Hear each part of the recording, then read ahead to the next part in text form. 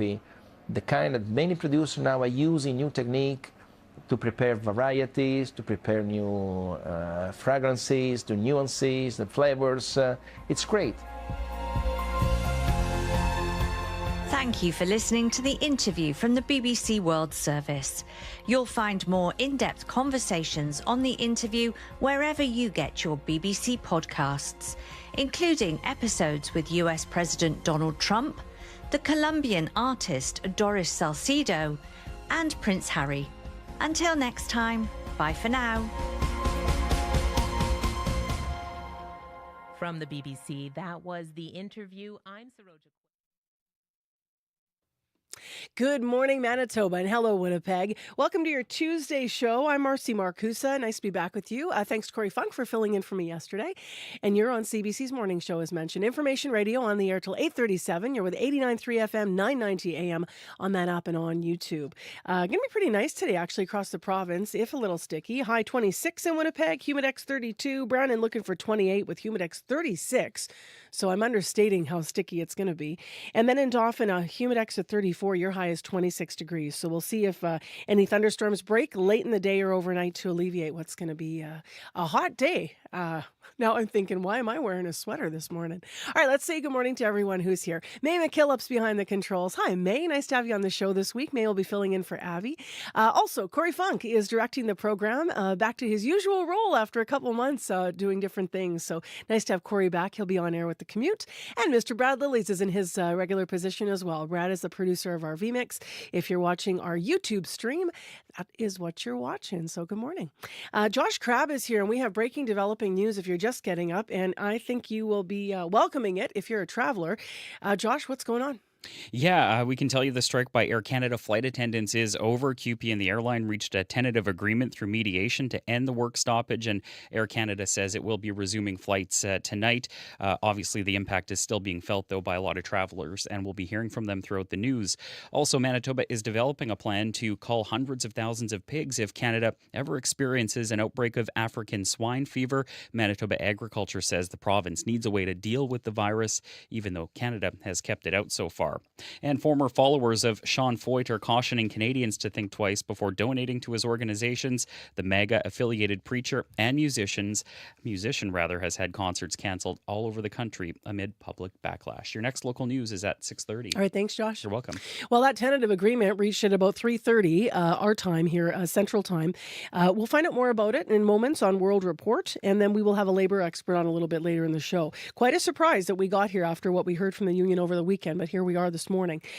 In addition, in the show this morning, hot temperatures and below average rainfall are fueling widespread drought, not just here, but across much of Canada. Of course, we've had a pretty wet August, but July was dry. We're going to get some more analysis of the rest of the weeks ahead this summer. Stay tuned. Today on Q. I'm Jill Deacon, sitting in for Tom Power. For decades, Sarah Harmer has been making award-winning, critically acclaimed music and using her voice to advocate for social causes. She'll be here to reflect on her life in music and protecting the land she grew up on. Q, this morning at 10:30 in Newfoundland, and on the CBC Listen app, or wherever you get your podcasts. This is World Report. Good morning. I'm Marcia Young. Air Canada flight attendants are going back to work. Their union, CUPE, and the airline say they have reached a tentative agreement. It follows a late night of mediated negotiations. The CBC's Brett Ruskin is at Halifax Stanfield International Airport this morning. And Brett, what more do we know about this deal? Well, we know that folks have been working on it all night long. So representatives of the company, representatives of the union have been working from 7 p.m. until 4:23 a.m. That's according to an update from CUPE officials saying that they have reached a tentative agreement. Now, I was actually just chatting with some Air Canada staff here at the airport. This is so fresh and so new, this news, is that they didn't know about it. So they hadn't heard that they had reached a deal and certainly don't know what's in the deal. So this deal is still needing that ratification vote, so it will go to the 10,000 flight attendants who have been on strike to get that approval from membership. How soon could planes get off the ground? Well, yeah, that's the part that might be frustrating for folks traveling the next couple of days, because Air Canada says that there will still be cancellations in the days ahead, because it is going to take a while to go from zero back up to full resumption of service. So they say that it's going to take between 7 and 10 days to fully restore Air Canada's nationwide international service. So there still will be cancellations, there still will be disruptions, but we are working towards now the resumption of service, with part of this tentative agreement being that staff return to work to begin the process of getting planes back in the air. Thank you, Brett. Thank you. CBC's Brett Ruskin reporting from Halifax. Pierre Poilievre is returning to the House of Commons. CBC News projects the Conservative leader will win the Battle River Crowfoot by-election. As Julia Wong reports, Poilievre made humility a theme throughout his victory speech. Thank you very much to the great people of Battle River Crowfoot. Pierre Poilievre will soon be back in Parliament after a by-election in rural Alberta. In front of a small crowd, Poilievre said how much he appreciated the people of Battle River Crowfoot. I am grateful that I will have the chance to be their humble servant, to fight every day and in every way for the people in this region who feed, power, and protect all of Canada.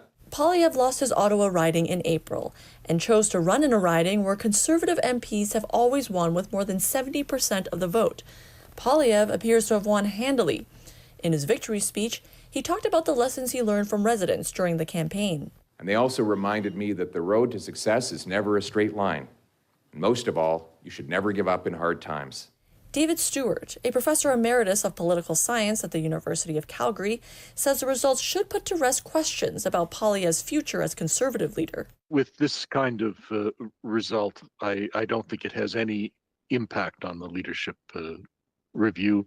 If anything, maybe marginally positive. So for now, Poilievre will be heading back to Ottawa with a seat in the House and as leader of the official opposition. Julia Wong, CBC News, Camrose, Alberta. Economists are predicting a slight dip in the latest inflation rate. Statistics Canada is expected to release data for July later this morning, and the expectation is inflation will be down to 1.8% from 1.9% year over year in June. There's also hope the new data will provide more clarity of how tariffs are affecting Canada's economy. The Bank of Canada's latest decision rate showed so far the impact has been modest. The so-called Coalition of the Willing will meet virtually today to talk about Ukraine, specifically the results of yesterday's gathering at the White House. Several European leaders joined Ukraine's President Volodymyr Zelensky as he sat down with U.S. President Donald Trump. The CBC's Lisa Shing joins me now from Washington. And Lisa, what is the latest? Some new developments coming out of that extraordinary meeting, Marcia. U.S. President Donald Trump had always talked about a possible trilateral meeting between him, Ukrainian President Volodymyr Zelensky, and Russian President Vladimir Putin. But after he met with European leaders, Trump, for the first time on Truth Social, suggested that Putin and Zelensky would meet first. Now, there are still major issues that need to be hashed out. Trump said the leaders discussed security guarantees for Ukraine. And here's Trump on that. There'll be a lot of help. When it comes to security, there's going to be a lot of help. It's going to be good. They are first line of defense because they're there. They're Europe. But we're going to help them out also. We'll be involved. However, later in a Truth Social post, Trump amended that promise, saying European countries would provide the guarantees with a mere coordination with the U.S. What are some of the stumbling blocks moving forward? I mean, the main stumbling block is Russia. After the call between Trump and Putin yesterday, Russia's foreign ministry issued a statement stating that any scenario involving NATO troops in Ukraine would risk, quote, an uncontrollable escalation of the conflict with unpredictable consequences. And not only that, the Kremlin fell short of committing to further talks, at least publicly. So not exactly a commitment to any kind of bilateral or trilateral meeting. Here's Susan Rice, former United States ambassador to the United Nations. So it's very hard to know if this is more Russian rope-a-dope or if there's something potentially significant that could come of this. So while all the European leaders seem to come out of the White House encouraged by the discussions, it isn't clear that Russia genuinely wants peace like Putin claimed in Alaska. Skeptics would say, going by history, all of this could just be a delay tactic so it can continue the war. Thank you, Lisa. You're welcome. The CBC's Lisa Shing in Washington.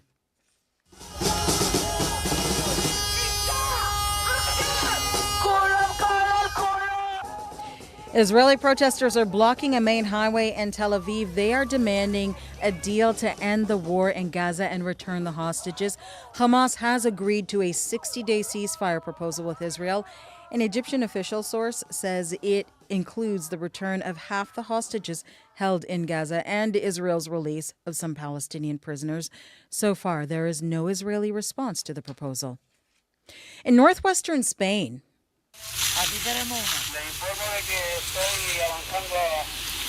firefighters worked through the night to put out a growing wildfire. Large swaths of the country have been left devastated by several wildfires. Officials say they're being fueled by a heat wave. The State Meteorological Agency recorded a high of 45.8 degrees Celsius. Hundreds of thousands of hectares of land have burned in Spain and in neighboring Portugal, and at least 6 people have been killed. That includes firefighters who were on the job. The Long Lake wildfire in Nova Scotia's Annapolis County now covers more than 3,200 hectares. Officials say conditions are less smoky, and they've been able to get a better estimate of the fire. Bans on entering the woods remain in effect across the province, but people had been living in encampments in those areas. As Taryn Grant tells us, many of them don't want to move. Since August 5th, entering the woods in Nova Scotia is illegal. The aim is to prevent wildfires. But some people are living in the woods and don't want to leave. Sometimes there's reluctance because it is home to some people where they're living. That's their comfort area. Matthew Reed is the manager of an outreach team with a Halifax charity, Souls Harbor Rescue Mission. The province has exempted them from the woods ban so they can continue going to remote encampments and try to convince people to relocate. We've been able to move a couple people. However, again, a lot of people are choosing to stay where they are. The province says about 60 people have relocated, but an estimated 137 are still sheltering in high-risk areas. It's a meeting of 2 challenging issues for Nova Scotia: managing a dangerous drought and addressing widespread homelessness. The woods ban carries a fine of $25,000, but so far, no one who is homeless has been fined. We're not in a state of emergency as a province. It is discretionary whether or not these fines are levied. Legal aid lawyer Nadia Shivji. The fact that we haven't seen any of these cases hopefully shows some compassion. That said, Shivji also notes the woods ban is in place for public safety and should be followed. But she says the province cannot require people to move without providing an alternative. Some shelters have added extra beds, but Shivji says shelters are not practical for everyone. Taryn Grant, CBC News, Halifax. And recapping our top story, Air Canada flight attendants are going back to work. Their union, CUPE, and the airlines say they have reached a tentative agreement. For more on this story, go to cbcnews.ca. It is on our main page. And that is the latest national and international news from World Report. I'm Marcia Young.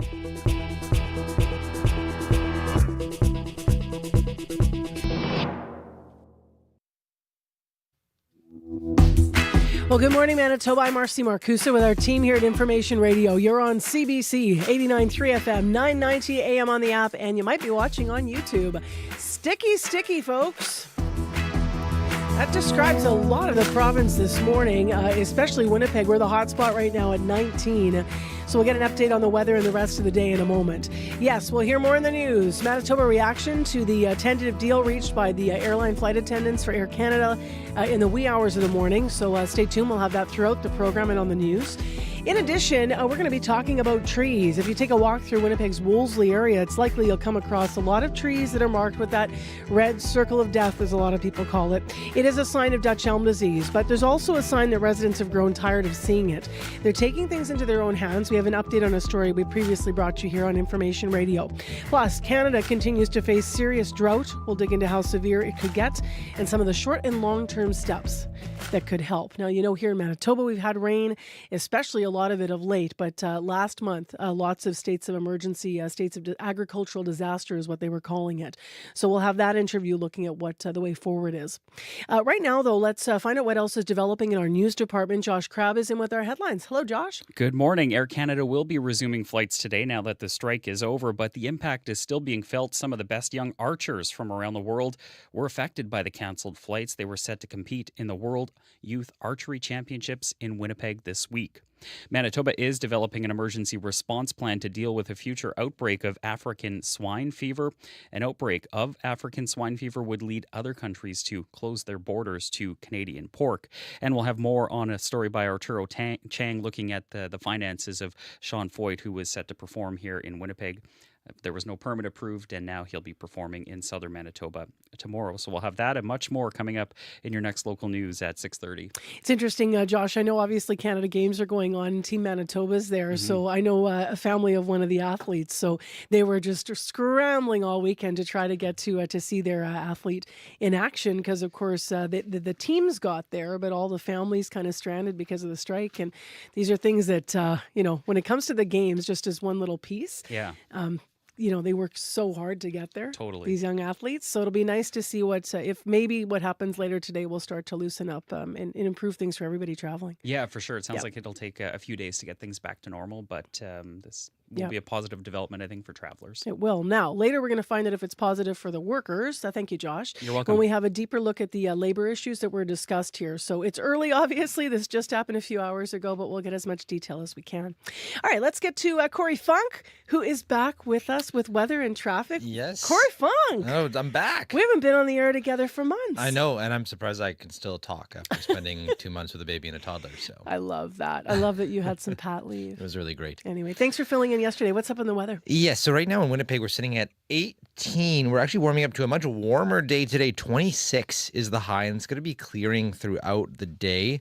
By noon or so, you can expect it to clear. There are going to be some fog patches this morning. And one thing you want to keep an eye out for, actually, particularly in western Manitoba, if you're kind of west of Brandon, along the Saskatchewan border, very foggy this morning. There's a fog warning in effect there. So especially if you're taking Highway 1, might be foggy in western Manitoba this morning. I'll have more of an in-depth look at the forecast for all the province after 6:30, but just keep an eye out for that. It's going to dip down to 16 overnight, and then tomorrow, though, just also heads up, very, very hot day tomorrow. 29 is the high, so if you're planning ahead, look out for that.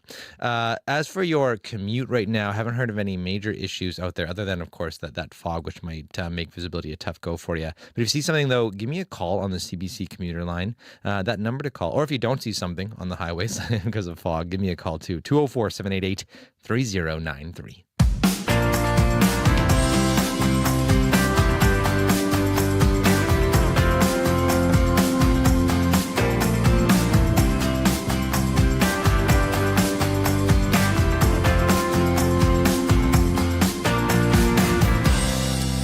Well, as I mentioned, they're taking control of the trees in Wolsley. Community members there are coming together to protect some decades-old elm trees that line their neighborhood.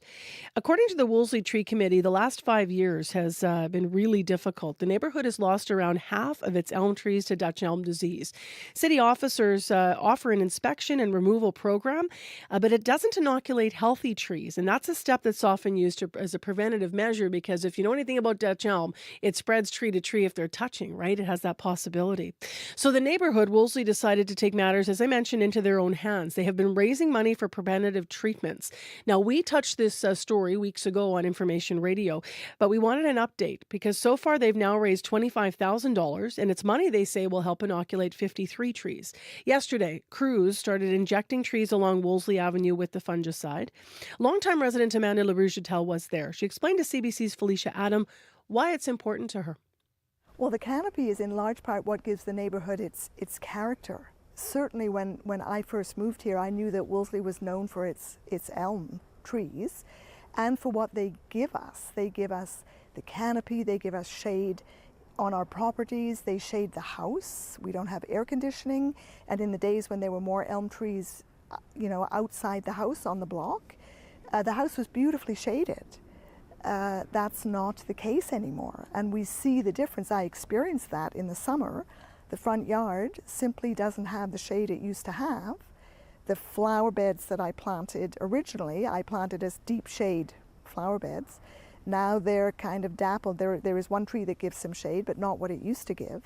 So the trees are, you don't know what you've got till they're gone, because when they're gone, there's nothing there. There's nothing there. Yeah, the city will replant, but you can see the new plantings are, relatively speaking, teeny tiny, and they will take decades to grow into what we have with the elms.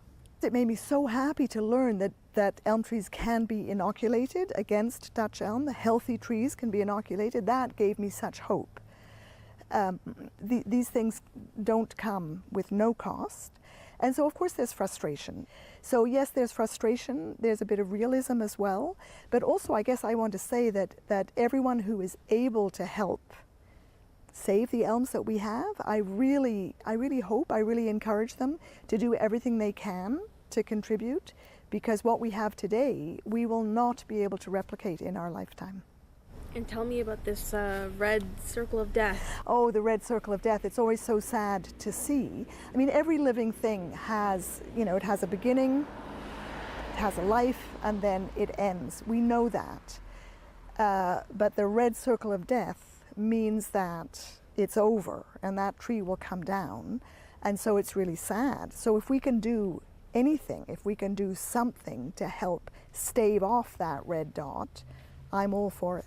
And just going at the rate that it's happening at, do you think sooner or later the elms will all be gone? Well, I mean, hopefully not. Hopefully what the tree committee is doing by inoculating the healthy trees and in groups of healthy trees, we will be able to preserve the existing elms that will continue to grow into that mature canopy, and then the new plantings to take the place of the trees that do have to come down. That new planting will grow, and eventually over time, they will establish a canopy also.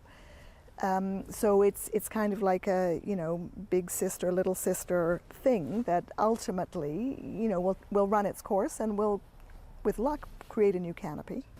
And do you think that the city should be doing more to protect these trees? I would love it if the city did what the tree committee has been doing, which is to raise funds from the residents in the area to fund the inoculation. I mean, I get that there are priorities and there are budget limitations and so on, but it is short-sighted to not do everything that we can, and by we I mean as a city, to protect and preserve what we have today, because as I said, it will take decades to give us what we currently have with the mature elms. So acting now is really crucial. You've been living here for a long time. A long time, right? Yeah. So what does that do to a neighborhood that you've grown to love? It changes the look of it, it changes the feel of it, and it changes how we can be in the neighborhood. Without that mature canopy that provides the natural shade, you live differently on that property. Where I used to be able to sit out on the front patio with the natural shade of the elms, I now need an umbrella to provide a small portion of the shade that I used to get naturally. Now I can do that, I can buy an umbrella, but it is not the same, and I would much rather have those elms living and healthy to give me that shade. Longtime Wolseley resident Amanda LaRouche speaking with CBC's Felicia Adam about some of the efforts to reforest their neighborhood and put trees back where they have been lost. The community members there, many of them have been taking it into their own hands. There are stories you just can't stop thinking about. They take you somewhere, they introduce you to someone, they share something new with you. Lift off. Those are the stories you want to share with your friends, and CBC's award-winning documentary team is bringing them to you every week on Storylines. storylines. New this season on CBC Radio 1 and always on demand on the CBC Listen app. Could be foggy in Westmount this morning. There's a warning that's been issued. Here in Manitoba, we are sticky. It is 18 in Winnipeg, mostly cloudy. Brandon's misty and 15. Fog up in Thompson already in 6. It's going to be hot, high 26 with humidex 32 in Winnipeg. And not seeing a lot of shower activity, though we have, of course, had some wet stuff of late, and we needed it. If you look to July, we had states of emergency and agricultural disaster declared over many parts of drought-stricken Manitoba. In the arm of Coldwell, for example, in a story we had some July 18th, we're talking about their huge cattle industry and on average what they're needing there in terms of rain to feed and to deal with their crops and with their animals. And last month, it was about 25% of the rainfall that they had last year in that Coldwell area. It was just the same south of Coldwell in St. Laurent, where they had a lot of farmers contacting the rural municipality there saying that their hay is dry and that they need help. So this situation with drought is developing all across Canada. By the end of July, over 70% of this country was classified as abnormally dry or moderate to severe drought. Now, a lot of that does include farmland across Canada, and this number is coming from the Canadian Drought Monitor. Experts are saying that heat waves, wildfires, and rising water use are making the situation even worse, as you can imagine. So let's hear about the current conditions this morning. Robert McClellan is with us next. He is a professor of environmental studies at Wilfrid Laurier University. Good morning. Good morning. Thanks for having me on the show. Thanks for being with us. So it's funny because, we're sitting here in Manitoba this morning. We have had some rain of late, but last month, as I outlined, astronomically dry. I think people sometimes feel a rainfall and think it's all solved. But when you look at how severe things are across Canada, how much rain would we need to get back on track? Well, folks in Manitoba certainly need a lot more rain than what we've had. And yeah, July was dry. June was dry too. June was below average, about only 60% of normal rainfall across much of Manitoba. And that's kind of a pattern we're seeing right across the country right now. It's almost easier to tell you where they've got enough water than where they don't have enough. But if we were to fly over the country, starting out in Vancouver Island, very dry, some wildfires out there, fly across BC and the prairies. About the only place where there's a lot of rain on the prairies is sort of the Calgary area going up along the front of the mountains there and then a little bit east over to Saskatoon. But northern Alberta, northern Saskatchewan, southwestern Saskatchewan, southeast Alberta, right into Manitoba, very, very dry into northwestern Ontario. Then we get a wet patch until we hit southern Ontario. And then Atlantic Canada is bone dry this summer as well. So New Brunswick, Nova Scotia, PEI, Island of Newfoundland, they're having wildfires out there, very dry. Farmers in Nova Scotia are struggling for water right now. So it's a national problem right now. You walked us through the country and talked about how we, certainly last month and in June had extremely dry conditions in Manitoba. And I alluded to, some of what's been happening with the weather. But what are the main factors, if you could elaborate, that are making the drought so much worse? Yeah, so there's a bunch of things that's come together this year. So part of it's the timing. So, for example, out in Manitoba, like I said, it was a really dry spring coming out of the winter. May and June were really dry, so that's why we saw that early start to the fire season in Manitoba and Saskatchewan. High temperatures throughout July across much of the country. Again, that's driving evaporation, a lot of soil moisture loss. A lot of our rainfall has come in storms and short bursts of heavy rain. We're not seeing a lot of those big frontal rain systems that take a few days to move through and really soak the ground. A lot of parts of the country just not seeing that type of rain. Atlantic Canada's had very little rain in the last month or so. And some areas out west, are just seeing this is a multiple year phenomena. So the Peace River country in northern BC, southwestern Saskatchewan, these are areas where it's a multi-year drought that has started to take hold. And then at a broader global level, the northern hemisphere, northern North America, Europe, northern Asia, really warm, really dry this year. Drought conditions, wildfires across much of the northern hemisphere, and this is sort of consistent with these broader trends towards hotter, drier summers because of global warming.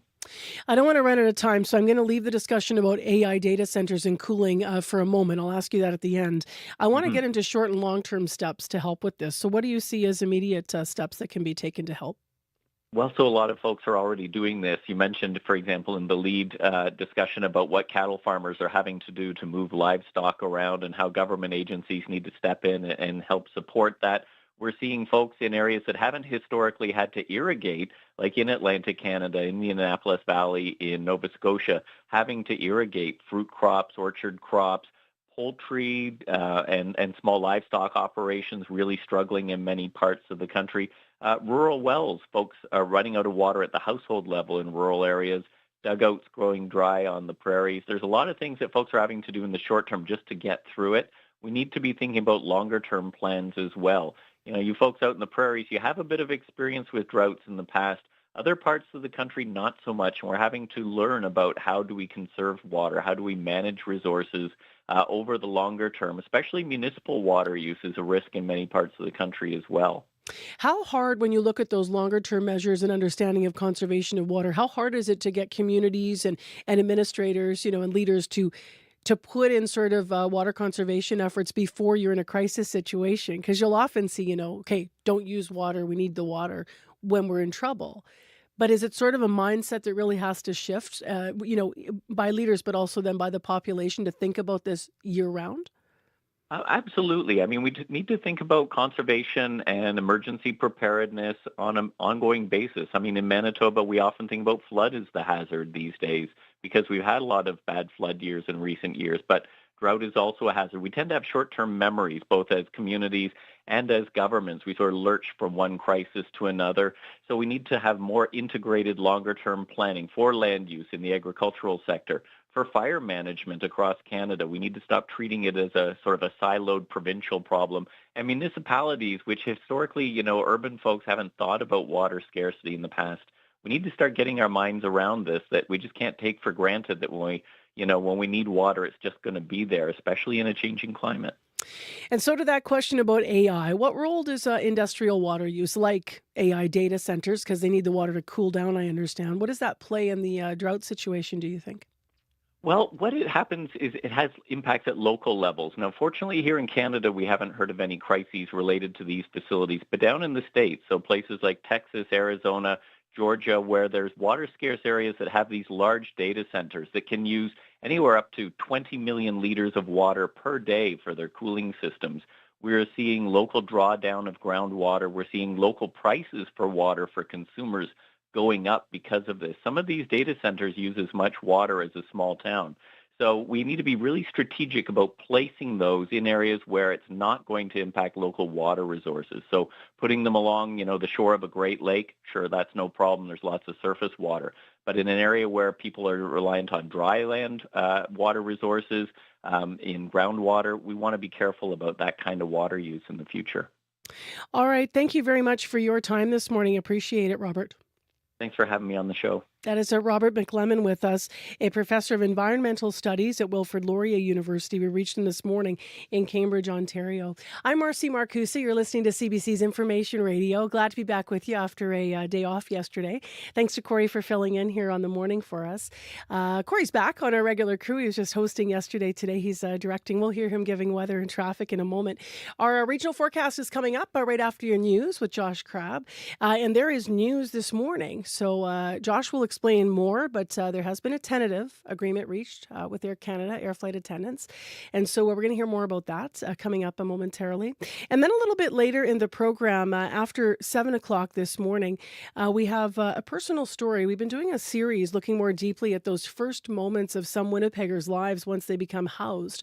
And that continues today. I should say Manitobans' lives. People come from all over the province. So far, we've heard from two people. A couple who moved from an encampment, a man who was sleeping in bus shelters for more than 20 years shared his story yesterday. Today, we're going to meet a young woman who was couch surfing and going shelter to shelter, she says. She's now in a transitional apartment. She's hoping for a future with her young daughter. So stay tuned as we hear her story. And throughout the week, we'll be moving to solutions. We're going to hear from landlords and we're going to hear from those in charge who are making the plans to try to make things better in our community. So stay with us. All that's still ahead. Right now, though, your CBC Winnipeg News. This is CBC News. Good morning, I'm Josh Crabb in Winnipeg. At 6:30, it's mostly cloudy and 18. It's 15 in Dauphin and 14 in the Paw. The union representing 10,000 striking Air Canada flight attendants has reached a tentative contract agreement with the airline. It means the strike, which began over the weekend, is now over, and Air Canada can begin the process of getting its flights back on schedule. Marianne Domain reports. This breaking news came in just before 5:30 a.m. Eastern Time, CUPE confirming that a tentative deal had been now reached with Air Canada. We know both sides met with the mediator at 7 p.m. Eastern last night. CUPE said in a statement posted on social media this morning that they continued talking until just before 4:30 a.m. Eastern. So what does that mean? They say the strike is effectively now over. Of course, this deal still has to be ratified by the members. They're advising them to go back to work in the meantime, resume those operations, follow all protocol as they're being told by Air Canada. Marianne Domain, CBC News, Toronto. But the impact of the strike is far from over. Some of the best young archers from around the world were affected by cancelled flights. Lily Asley has come from Australia to compete in the World Youth Archery Championships in Winnipeg this week. She says it's disappointing some of her teammates may not be able to get to the event. It's all a little bit heartbreaking, because you know how many hours they've put into training and how many little and big sacrifices they've made to be here, and then to know that they're not going to be here at all, it breaks your heart a little, but there's not much we can do. Air Canada says this morning it will gradually resume service today after reaching a deal with the flight attendants. The first flights are scheduled for tonight, but the airline says a return to full regular service may take 7 to 10 days because aircraft and crew are out of position. Air Canada says some flights may still be cancelled until the schedule is stabilized. And we'll have more on this developing story for you throughout the morning. Manitoba is developing an emergency response plan to deal with a future outbreak of African swine fever. The disease is carried by a virus that doesn't harm people, but it's killed millions of pigs in Africa, Europe, and Asia. Manitoba Agriculture says the province needs a plan to cull hundreds of thousands of pigs if the virus ever gets to Canada. Glenn Deiser is the province's chief veterinary officer. The good news is it hasn't made it so far. And I would say that suggests the work that we put in place is keeping it out. But the bad news is this disease does continue to spread at a low level, and we need to be aware of that, and we need to be prepared in case it ever does make it here. An outbreak of African swine fever would lead other countries to close their borders to Canadian pork. The province estimates this would cost Manitoba $3 billion a year in lost farm and food processing revenue. Former followers of Sean Foyt are cautioning Canadians to think twice before donating to his organizations. The MAGA-affiliated preacher and musician has had concerts canceled all over the country amid public backlash. Christy Gafford was once national director for one of Foyt's ministries. She's among a group of ex-volunteers and employees calling for a probe into his financial practices. Foyt's public concerts have recently been canceled across Canada. Gafford says controversy over his Canadian tour is playing into Foyt's hands. He uses that platform to increase the controversy instead of actually using the platform to properly tell the gospel. A U.S. Christian charity watchdog gave Foyt's main charity a withhold giving status, saying it's not transparent. Foyt did not respond to CBC's requests for comment. His worship concert is slated to go ahead in southern Manitoba tomorrow after the city of Winnipeg didn't approve a permit. And Wolsley residents want the city of Winnipeg to do more to protect their elm trees from Dutch elm disease. The fungal disease has led to thousands of trees being cut down across the city over the past 5 years. Yesterday, crews began injecting trees along Wolsley Avenue with fungicide. It's part of an initiative that community members are funding. So far, they've raised more than $25,000. Amanda LaRougetel says the city needs to act now before there are no trees left. I mean, I get that there are priorities and there are budget limitations and so on, but it is short-sighted to not do everything that we can to protect and preserve what we have today, because as I said, it will take decades to give us what we currently have with the mature elms. So acting now is really crucial.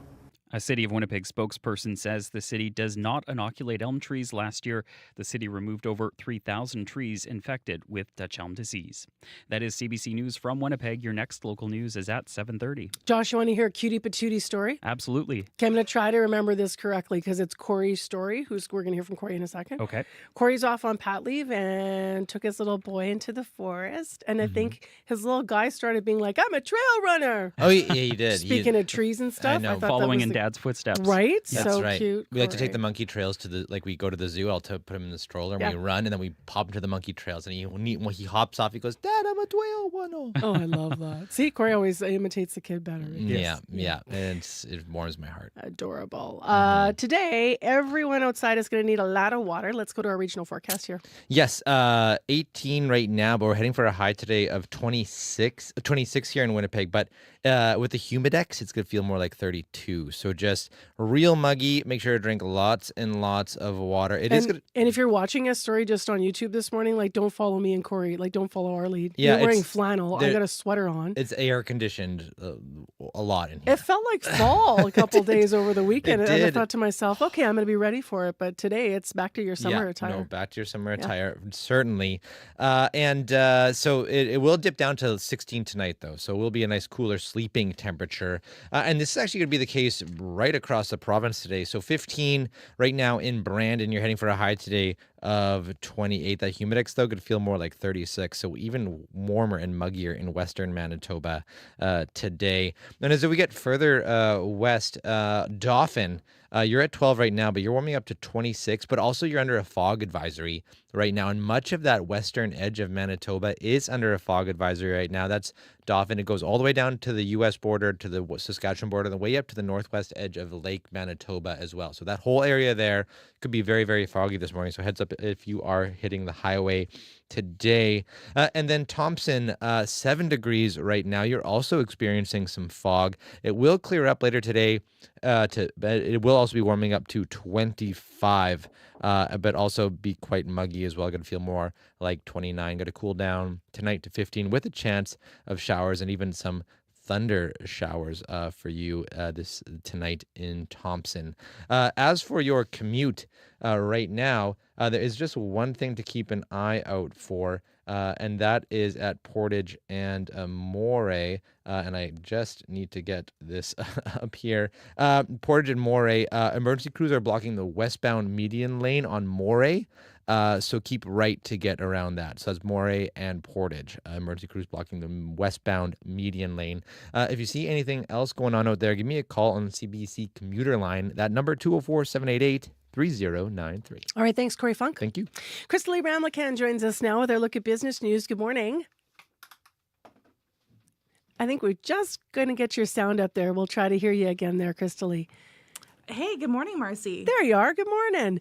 It will be a good morning for people that wanted the strike to have some action, because it has. So why don't we start there? The news about Air Canada. We've been hearing bits in World Report in our newscast, but tell us a little bit more about how we got to this point this morning. Yeah, that's right. So the union representing Air Canada flight attendants says it has reached a tentative agreement with the airline and that striking flight attendants must now return to work. So the union and the company sat down with a mediator appointed by the federal government overnight. And the Canadian Union of Public Employees, or CUPE, says after 9 hours of talks, the two sides struck a deal that will be presented to the membership, who will have the opportunity to ratify it. Still a tentative deal, right? And the union says the agreement will guarantee members pay for work performed while planes are on the ground, resolving one of the major issues that drove the strike in the first place. So Air Canada says it will gradually resume service today. The first flights are scheduled for this evening, and it says full restoration may take a week or more, though, as aircraft and crew have been out of position. And the airline says some flights will still be canceled over the next 7 to 10 days until the schedule is stabilized. So if you're going to the airport, you're probably going to want to check your flight status before you leave. And the strike was affecting about 130,000 travelers a day, of course, at the peak of the summer travel season. And the strike began early Saturday, but just hours later, the federal government invoked a section in the Canadian Labor Code to order binding arbitration. As we know, that order was defied by the union, which led to the Canada Industrial Relations Board to say that the strike was illegal. I think that's why it's so surprising, this morning's development, right? Because of the reaction from the union over the weekend. So we'll hear more today about why they felt that a tentative agreement at least was something they would work at. Let's talk about something else. The conservative TV network Newsmax has agreed now to pay out millions of dollars. And why is that? Yeah, so Newsmax will pay $67 million to settle a lawsuit accusing it of defaming a voting equipment company by spreading lies about President Donald Trump's 2020 election loss.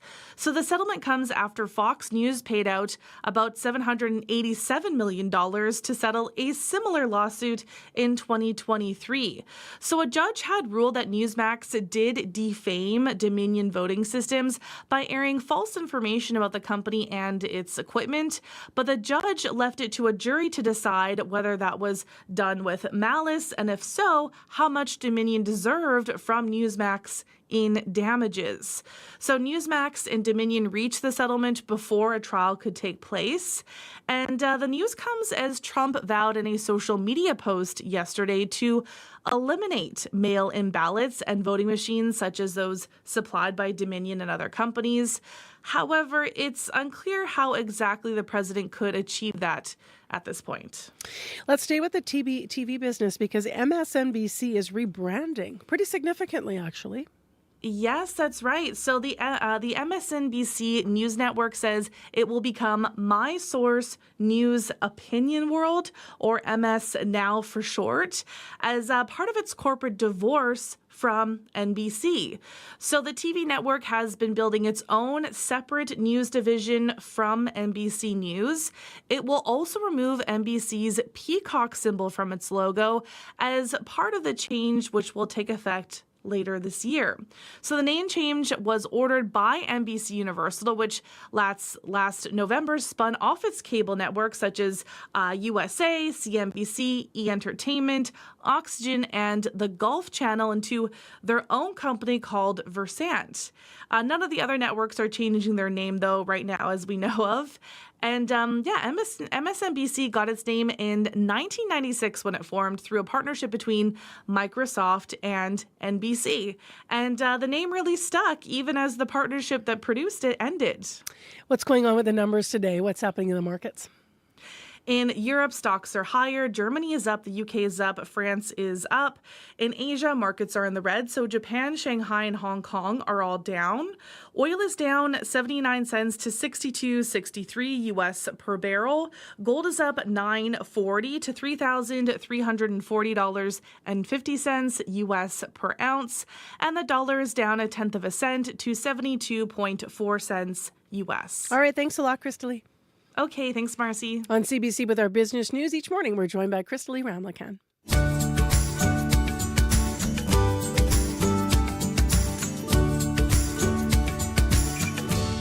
Well, some fog, as Corey mentioned, is likely affecting you if you're in Westman this morning. There's a fog advisory that extends over most of that part of the province. In Winnipeg, we've got some cloud cover, and it's 18.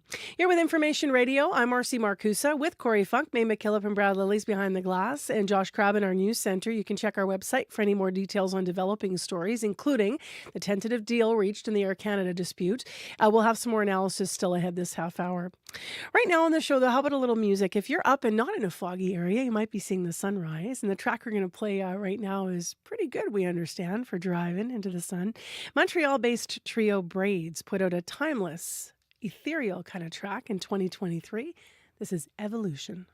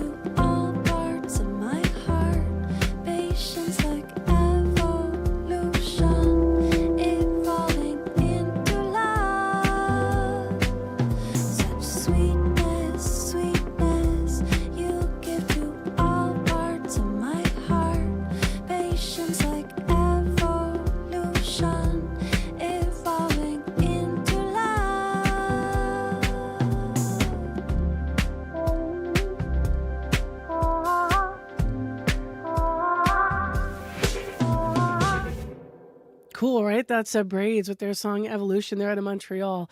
I enjoyed that a lot. It is 18 in Winnipeg. Let's talk more about the top story today, which is the tentative deal for the flight attendants of Air Canada. We're going to get more analysis of the politics behind it. That's coming up in minutes. But remember, as you've been hearing in the news, a word of caution because it's going to take some time. This is a tentative deal. We still could see some flights canceled. And later today, we might start seeing the resumption of some of the schedule changes over the weekend. And it was a busy weekend at St. John's International Airport. 4,000 Canada Games athletes are arriving or departing for week 2 of the Canada Games, including those in Manitoba. I know there's action in baseball today. That's going to be fun. That's the first time there's been women's baseball at the Games. Team Manitoba in action. Most of the people did get where they needed to go, but many of the families and supporters of the athletes at the Games weren't quite so lucky. With Air Canada flights that canceled throughout the weekend before this morning's development, a lot of those families were stuck in Newfoundland. They couldn't get out and back to where they live. CBC reporter Abby Cole spoke with some of them. My concern is that how do I get home? Honestly, that's it. How do I get home? Yeah. And have you spoken to Air Canada yet at all? Why don't we just try and find a unicorn in the pot of gold at a rainbow? You know, I don't have enough time to be on hold. My battery will run out. They haven't contacted me, or I'm sure multitudes of people here. It's just a matter of waiting and being at their mercy, and that's horrible. You can't get any information. I appreciate the flight attendants' concerns. Should they be paid a bit more for what they're doing and whatever, so be it. But you can't leave people stranded and use them as hostages almost, basically. Tell me about why you're sitting here at the airport and not on a plane right now. Well, our flight back to Ontario was scheduled for yesterday. Our flight was canceled. So we came to the airport and hoping to make rearrangements to get back. And so far been unsuccessful. So we've been on standby for 2 flights. Finally received a booking for this Saturday, which is an additional week. So it's been very frustrating because now we have to find lodging, car. Our athlete, our son, is actually back at home by himself. You know, he's 17, but you know, all of his family is here trying to get home, and he's had to make arrangements to get home and take care of himself. So it's been frustrating. You know, I'm very supportive of the union environment. I think it would be nice to have a little bit more help and assistance as far as being proactive to help people that are stuck to try to make other arrangements. But, you know, the lack of communication and the inability to kind of get a hold of anybody other than those that are been at the airport has been very frustrating. Where are you from? We're from Winnipeg. And when were you supposed to fly out? We were supposed to fly out this morning around 5:50, and it got canceled. So they've been very helpful. They just haven't been able to help us at all. So they've been very friendly, very nice. It's just that, like, for example, right now we were a group of 4, and we were due to fly all out together.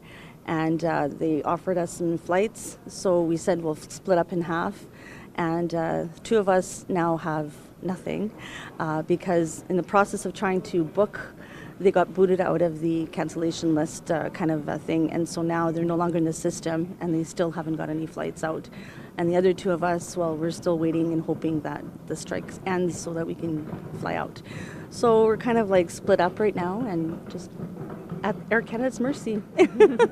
So any idea of when you'll get out of here possibly? No. We're thinking maybe a week, 2 weeks. We're not even sure. We have no idea. A lot of us are just swearing off flying forever because of this. Like, it's just not cool. Really not cool. So some Winnipeggers there added into the voices of people stuck in St. John's. That was CBC's Abby Cole talking with those stranded Air Canada passengers in St. John's, Newfoundland. So obviously a lot of people there for the Canada Games to watch their athletes. And if you've never been to the East Coast, I went to St. John's last year, and you kind of have to remember that there are not a lot of flights that come and go. It's not like being stuck in Toronto and maybe there'll be another one. So when you hear her saying they could be stuck for a week, that's what that's about. Now, a tentative deal has been reached early this morning morning, 3:30 Central Time, in the wee hours of our time here, between Air Canada and CUPE. So effectively, that could end the strike, but we still have some ways to go to get there. And there's still going to be delays and some cancellations today, we understand, before service can resume, because a lot of moving parts. They're going to be working on that this afternoon. Let's start there with our next guest. And our next guest is Deputy Ottawa Bureau Chief for the Toronto Star, Alex Ballingall. Hi, Alex. Hey, how's it going? It's going pretty well. So I was mentioning that people are going to have to wait to see how this shakes out. But you and I always talk politics, though, so let's get into the political aspect of this labor dispute.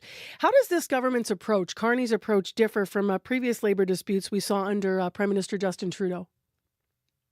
Well, I think the key thing, and probably the controversial thing, is the use of a section of the Canada Labour Code that allows the government to force the two sides into binding arbitration, which the Carney government used, and it's the first time the Carney Liberals have used this to try and settle this dispute. And they intervened with this relatively quickly, just hours into the strike, to try and force an end to this. The Trudeau Liberals had used the same tool. There was a labor dispute with the railroads last year, people might remember. There was a dispute with the ports, like seaports workers as well, and the owners of the ports, that they used this tool again last year. It's quite controversial because some union leaders feel it kind of interferes with the right to strike, that if they're going on strike to try and fight for something and the government intervenes with binding arbitration, it takes away that labor right. Or so there is a dispute over that, and to see the Carney government use that so quickly, it's sort of a demonstration that this new Liberal government is also willing to go there, at least for the time being, and use this tool that they have in the Canada Labour Code, which is being challenged in court and is controversial, especially for people in the labour movement. And remind us, Alex, the pilots, when they were out last year, what did the Trudeau government do? How did they handle that? I actually don't quite remember all the details, but it's definitely been something that we've seen them do repeatedly. Yeah, around airlines and that. We'll leave it there. We're doing this all obviously very much live. This news just developing this morning, so I don't have my contextual pieces all in a row either. But we do know that we'll see today what happens with this vote. I want to talk about something else that happened last night, though, if we may switch gears here, because Conservative leader Pierre Poilievre regained a seat in the House of Commons. He lost in April to Liberal candidate in the Ottawa riding of Carleton. So he returned. Now he's representing the Alberta battleground of River Crowfoot riding. I hope I got that right.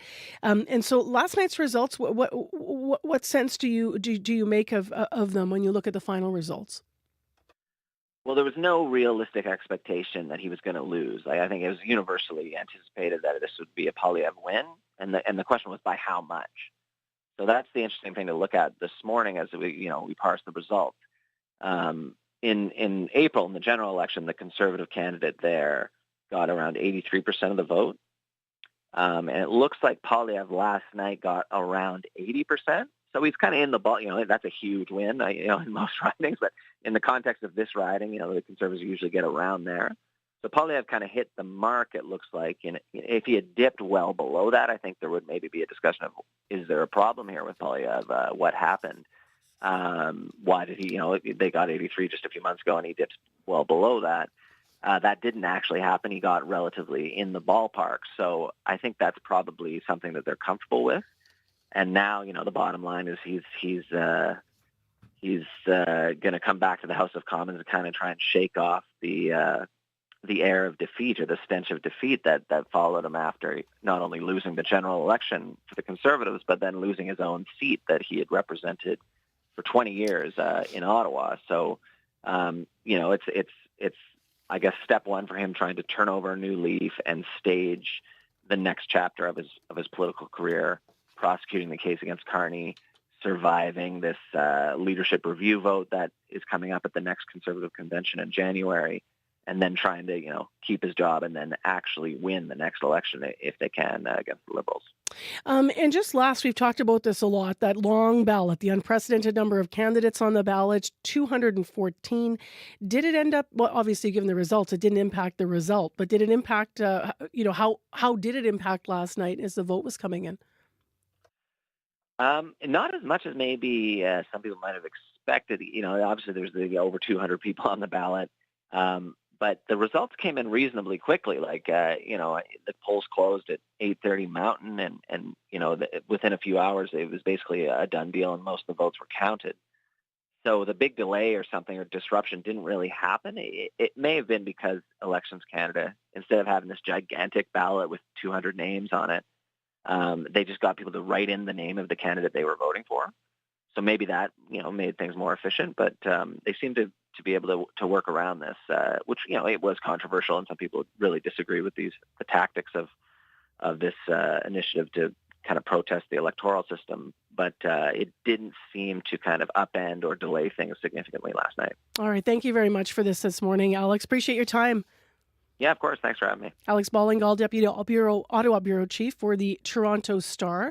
So a couple of clarifications here. The name of the riding, Pierre Poilievre won in. The area riding in Ottawa is Battle River Crowfoot. That is the name of the riding. And also the pilot strike, while Trudeau in the previous iterations with the rail line, as Alex pointed out, there would have used back-to-work legislation. In the pilot strike, it was last year, they did reach a last-minute deal with the union. So we didn't see that political action happening in that case. All right, let's get to Josh Crabb, who has details and developments and other stories. We'll bring you the latest on the developing news this morning about the end of the Air Canada strike. The airline is set to start flying again today. CBC's Megan Ketchison is at the airport and will have a live report. Manitoba is developing a plan to cull hundreds of thousands of pigs if Canada ever experiences an outbreak of African swine fever. Manitoba Agriculture says the province needs a way to deal with the virus, even though Canada has kept it out so far. And the inoculation of decades-old elm trees in Wolsley started Monday. This work is being funded by community members to protect the canopy from Dutch elm disease. Your next local CBC News is at 7:30. Thanks, Josh. Still ahead in the show, a local Cree designers created a beautiful red dress that's going to have the names of missing and murdered Indigenous women and girls stitched into the gown as a memorial. We'll hear all about that. And also, we're going to continue our series looking at the Manitobans in their first hours being housed, or their first, I should say, weeks being housed after living homeless in our community. What worked to help them? Today on The Current. I'm Rebecca Zanbergen. It wasn't that long ago that the internet was shiny and new, but it's a different story today. We get free access to websites. In exchange, companies collect our data to sell to advertisers. What's the role of corporations and governments in regulating the internet? And what can we do in the meantime to protect ourselves and our kids? Coming up on The Current. The Current, this morning at 8:37, 9:07 in Newfoundland, and on the CBC Listen app. This is World Report. Good morning. I'm Marcia Young. Air Canada flight attendants are going back to work. Their union, CUPE, and the airline say they have reached a tentative agreement. It follows a late night of mediated negotiations. The CBC's Brett Ruskin is at Halifax Stanfield International Airport this morning. And Brett, what more do we know about this deal? Well, we know that folks have been working on it all night long. So representatives of the company, representatives of the union have been working from 7 p.m. until 4:23 a.m. That's according to an update from CUPE officials saying that they have reached a tentative agreement. Now, I was actually just chatting with some Air Canada staff here at the airport. This is so fresh and so new, this news, is that they didn't know about it. So they hadn't heard that they had reached a deal, and certainly don't know what's in the deal. So this deal is still needing that ratification vote, so it will go to the 10,000 flight attendants who have been on strike to get that approval from membership. How soon could planes get off the ground? Well, yeah, that's the part that might be frustrating for folks traveling the next couple of days, because Air Canada says that there will still be cancellations in the days ahead, because it is going to take a while to go from zero back up to full resumption of service. So they say that it's going to take between 7 and 10 days to fully restore Air Canada's nationwide international service. So there still will be cancellations, there still will be disruptions, but we are working towards now the resumption of service, with part of this tentative agreement being that staff return to work to begin the process of getting planes back in the air. Thank you, Brett. Thank you. Brett Ruskin reporting from Halifax. Conservative leader Pierre Poilievre has a seat in the House of Commons again. Thank you very much. Thank you.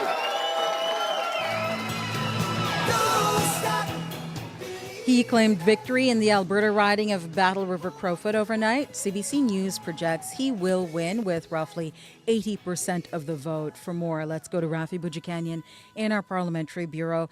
And Rafi, what is Poilievre saying about his win? He's trying to sound humble. There are a couple of reasons for that. Pierre Poilievre did have to displace one of his own MPs to run in this riding across the country from the Ottawa region he has represented for 2 decades. His opponents accusing him of parachuting in for a quick and easy win with no intention of representing Albertans. So he had a message that seemed designed to push back.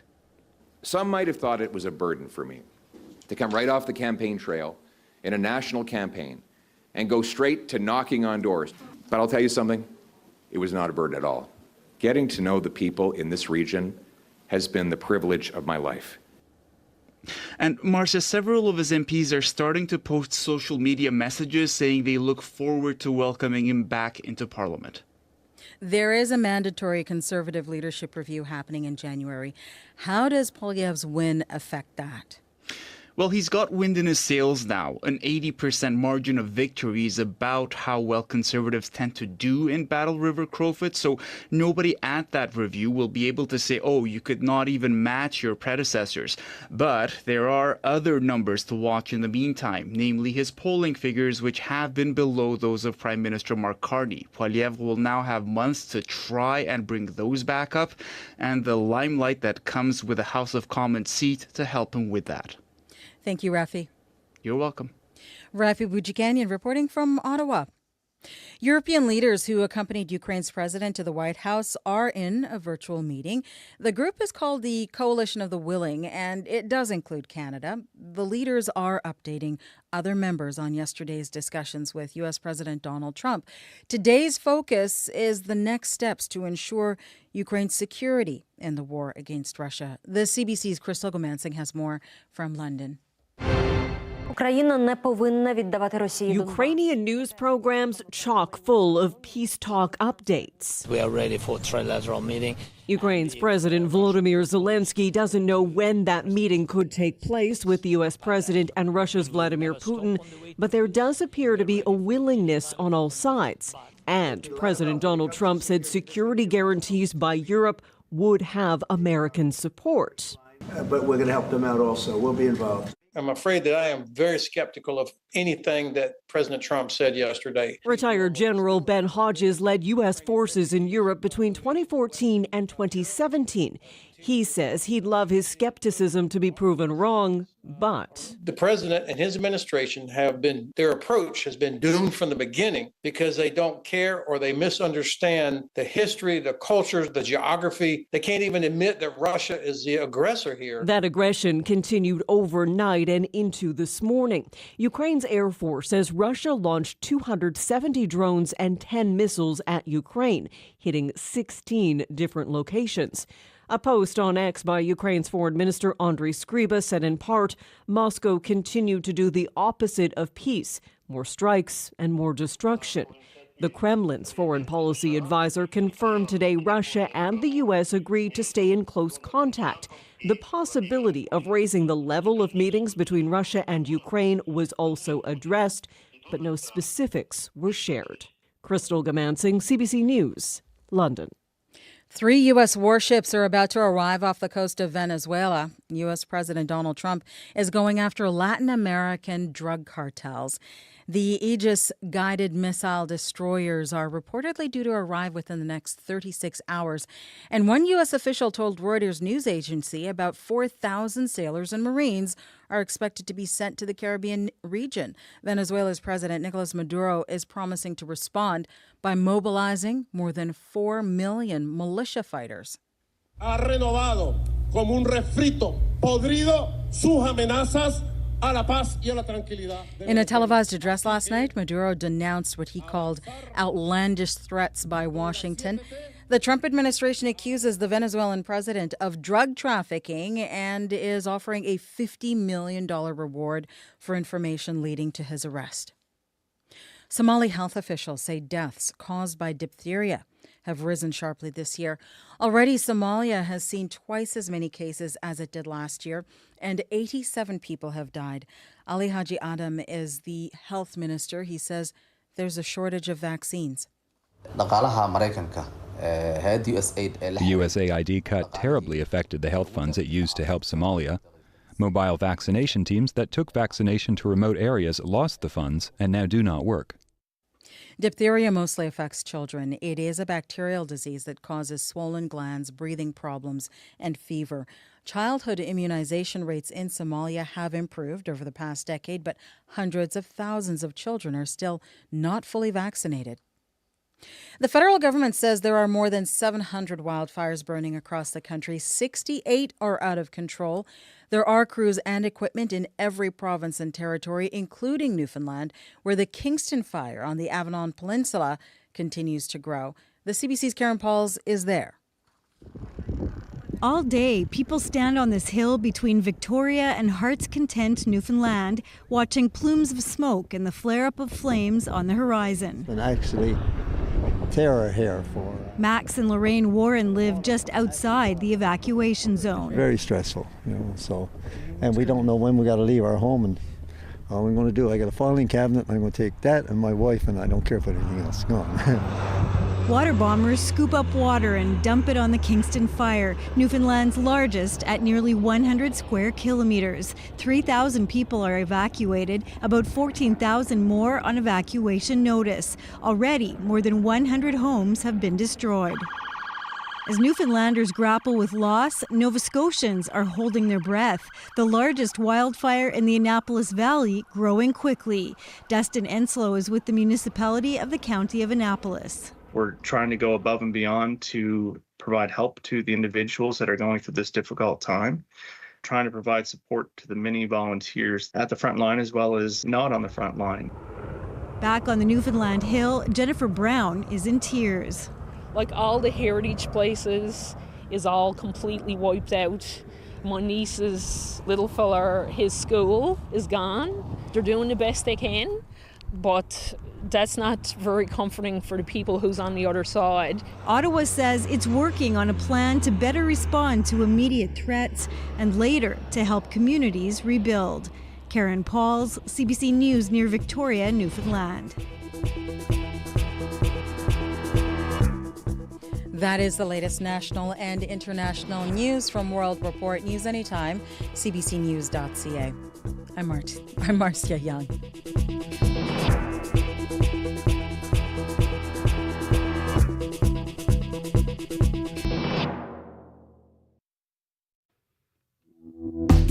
Welcome to Tuesday morning, everyone. I'm Marcy Marcusa. We're live in downtown Winnipeg on CBC. This is your morning show, Information Radio, 89.3 FM, 990 AM on the app and on YouTube. It's sticky hot today in Winnipeg and across most of the province. There's some fog issues as well. Corey will tell us about that in a moment.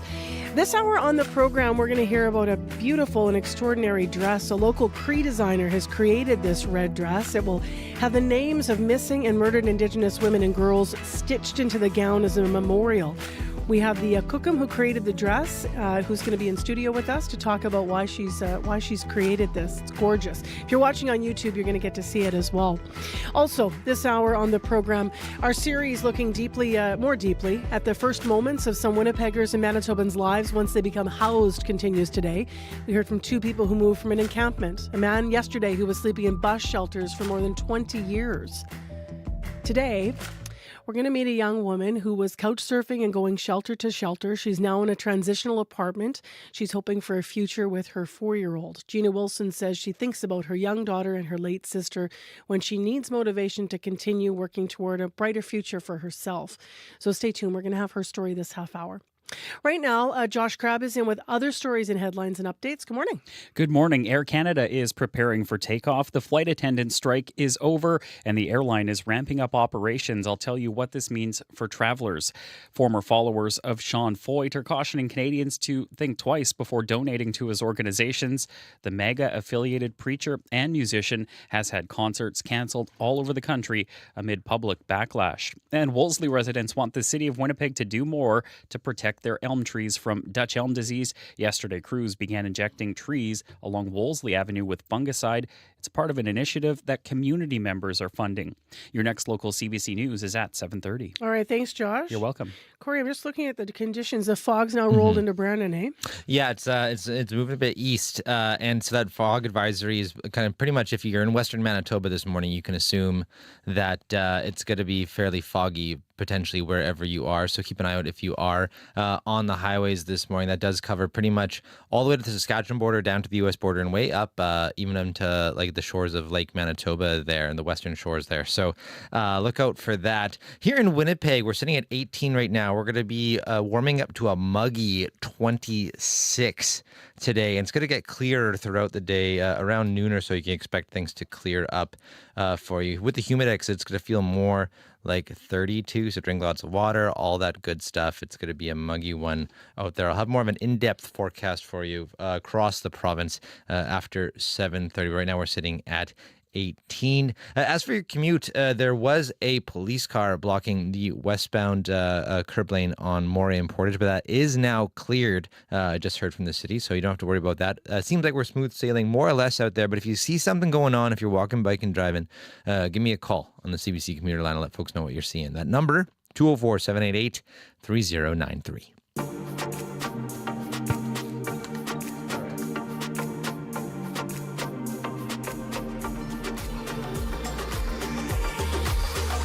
By the way, our news department and Corey here on the show, we're looking at contacting Manitoba travelers for their reaction to the tentative deal.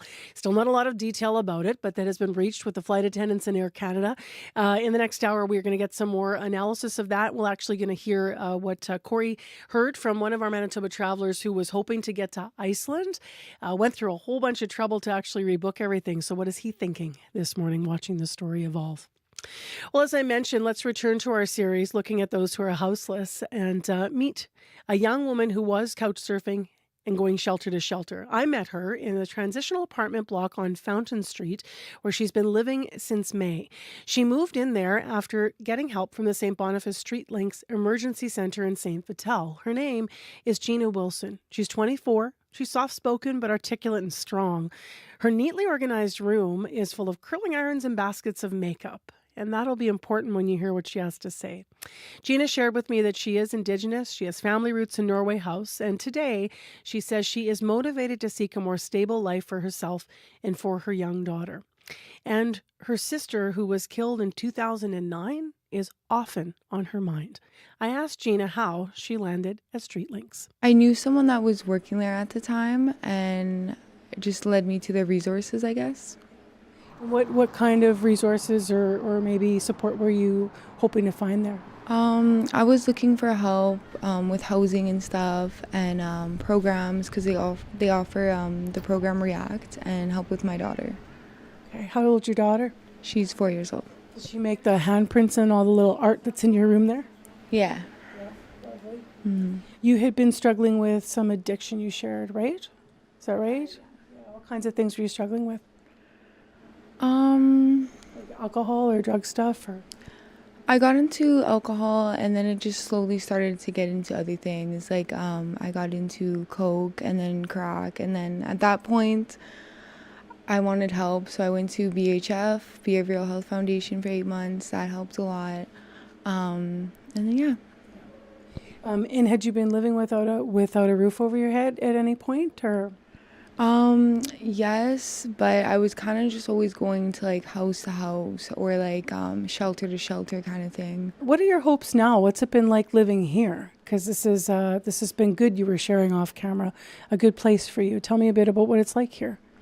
I really like living here, honestly. Like I feel like this is good for me and for other people too, just because like you move in here and there is still people to talk to, you know, around the building that are kind of going through the same thing.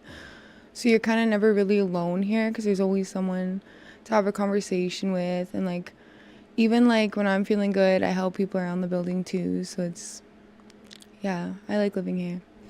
Your room is room and it's adjacent to kind of a bit of a common space. So there's some other folks around here that have their own rooms and then you share the kitchen. Is that how that works?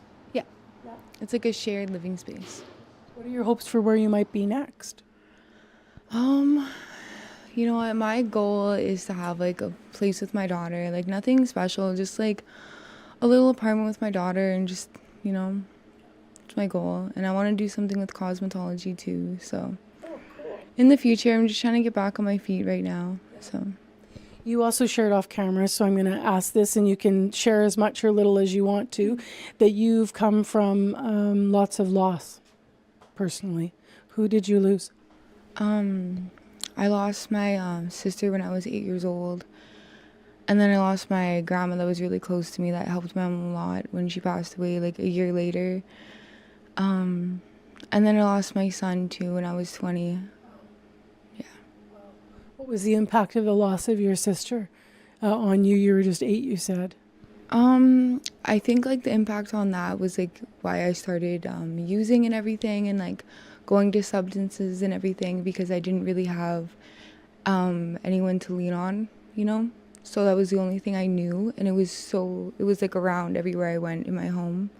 So What's motivating you now for that future with that apartment and the cosmetology? What motivates you? I guess what motivates me is my daughter. And I want to do better. Like, I see myself doing like a lot more. Like, I really do. I just had to get myself out of the place that I was in.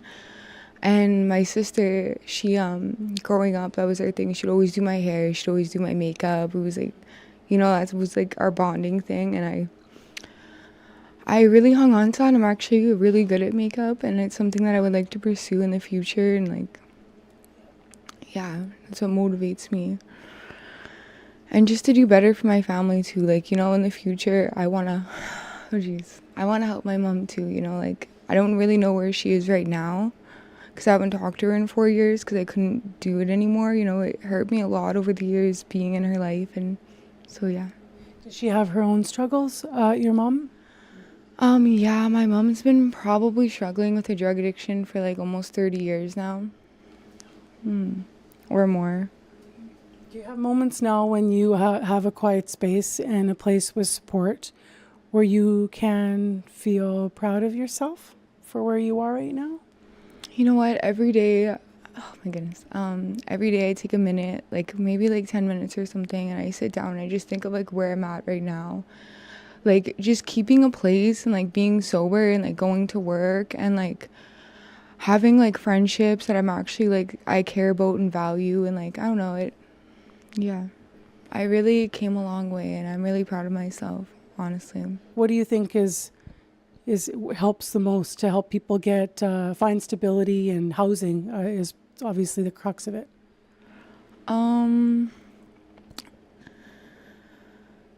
I guess for me, it would just be like keeping a good mindset. Like, that's what really helped me, is like, I'm gonna get out of this, I'm gonna do better, you know. Like, it's gonna take time, but like, I'm here for it, because it is gonna take time. Because like, when you go into addiction, it's just not just like, oh, you get sober and everything is good. You have to work on a lot of things once you get sober. And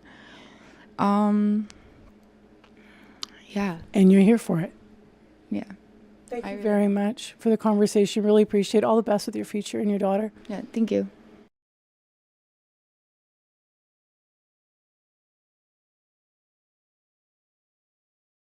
Education for addictions and complex trauma. Now, later in the program, as we dig into our series this week, we're going to hear from the private property owner of the fountain block where Gina lives about why getting involved with Street Links 8 months ago, so it's still fairly new, this partnership, he says it's been successful so far. And just to mention about Gina's murdered sister, you've likely passed a mural of her if you travel west on Portage Avenue, and you've seen it painted on the CP rail overpass near Polo Park. That's the one that is mostly blue, and there's multiple women, MMIWG, missing and murdered Indigenous women and girls depicted. One of them is Hillary Angel Wilson. She was killed in 2009. She was found on the outskirts of Winnipeg. She was 18 years old. Her case remains unsolved, and as Gina shared, she was just 8 years old when her sister was killed. 7:21 Tuesday morning. Here's a bit of music from Dominic Adams. Came to Winnipeg nearly 3 years ago. Met a whole group of people to support her in her work. This is Would I. Longest drive I see you turn and smile. I know you stop.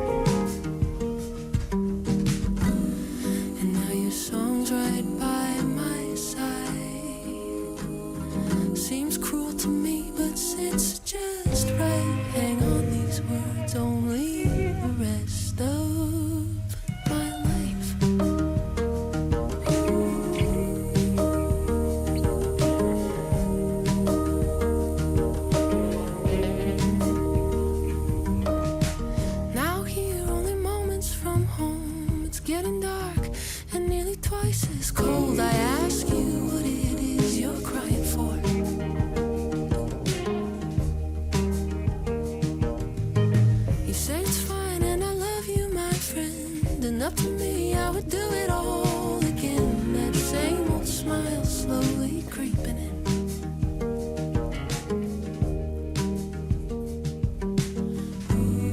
So you keep the key inside. Don't know where, but we just drive. Same open road, we're on it all through the night.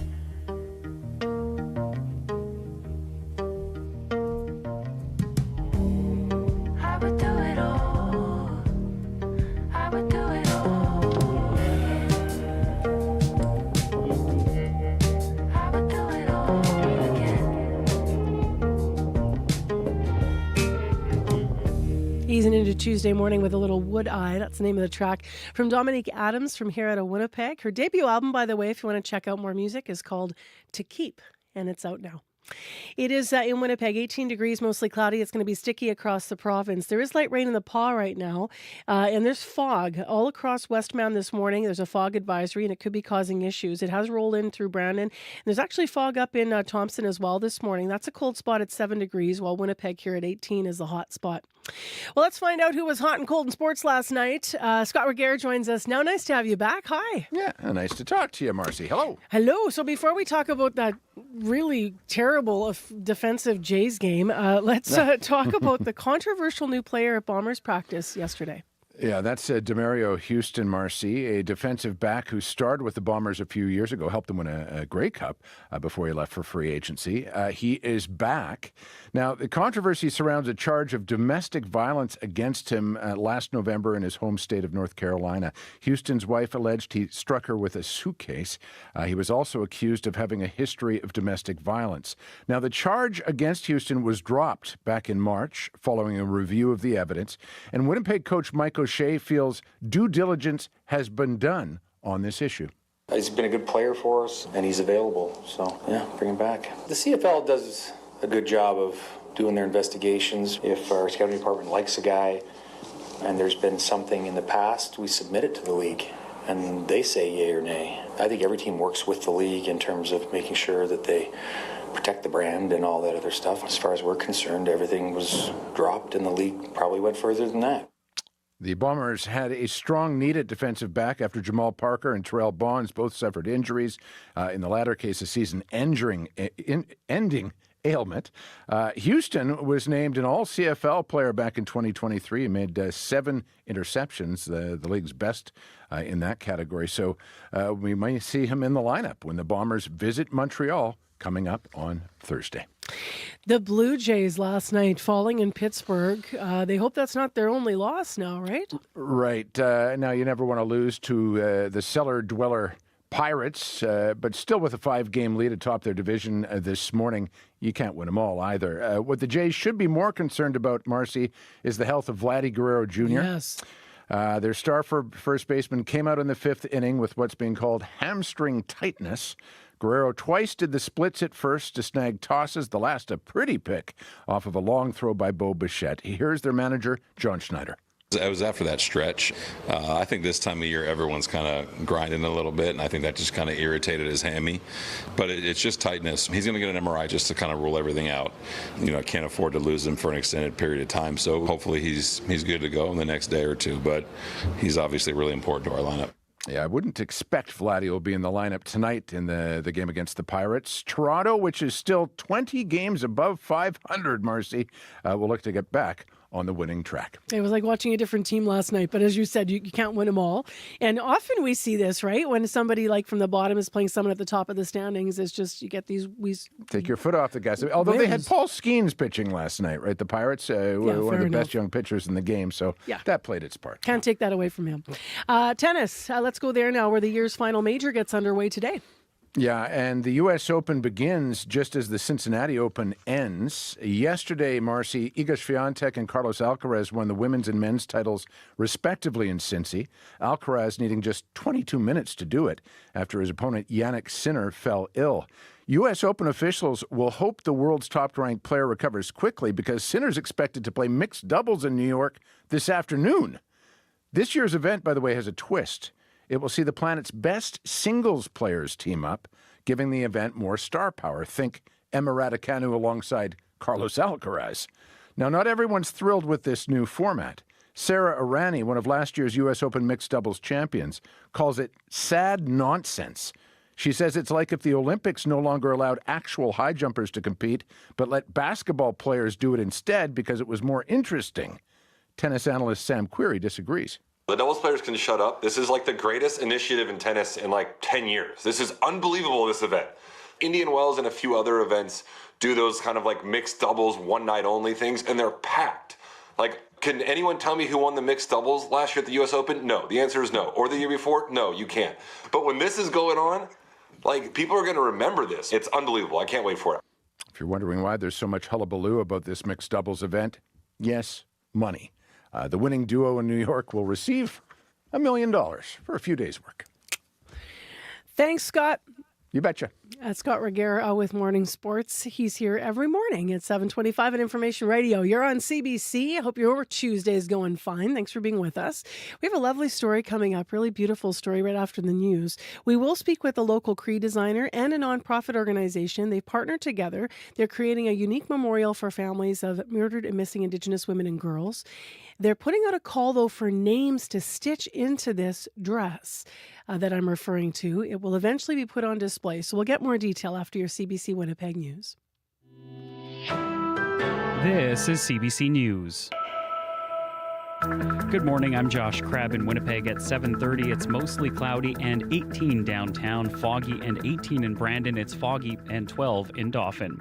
The strike by Air Canada flight attendants is over. Their union reached a tentative deal with the airline early this morning. And while that means Air Canada can now start ramping up operations, the company has warned it will take time to get back to normal. CBC's Megan Ketchison is at James Richardson International Airport. Megan, what are you seeing there this morning? Well, normally during this busy tourist travel time, you'd see people lined up all the way out at the Air Canada desk this morning. Very quiet. We've seen a few people that are coming in to try and rebook their flights. Now, I was speaking with one family that was trying to get a teenager back home to Toronto. Last night they were supposed to fly back on Air Canada. That flight was canceled. Then they came in this morning because it had been rebooked to today. That flight had been canceled. So a lot of frustration. They were hoping that they're able to get this person back home to Toronto later on today. But it's going to take some time for those flights to ramp back up. If you look on the board, all of the Air Canada flights currently have canceled next to them. They are hoping that they're going to be able to get some flights going later on today.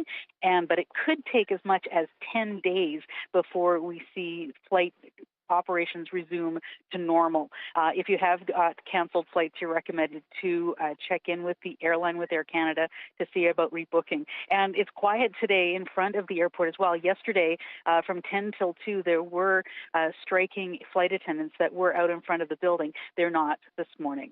Reporting live, Megan Ketchison, CBC News. Thank you, Megan. The CBC's Megan Ketchison reporting live from Richardson International Airport this morning. Well, the impact of those canceled flights, as Megan mentioned, is still plaguing travelers coming to and from Manitoba.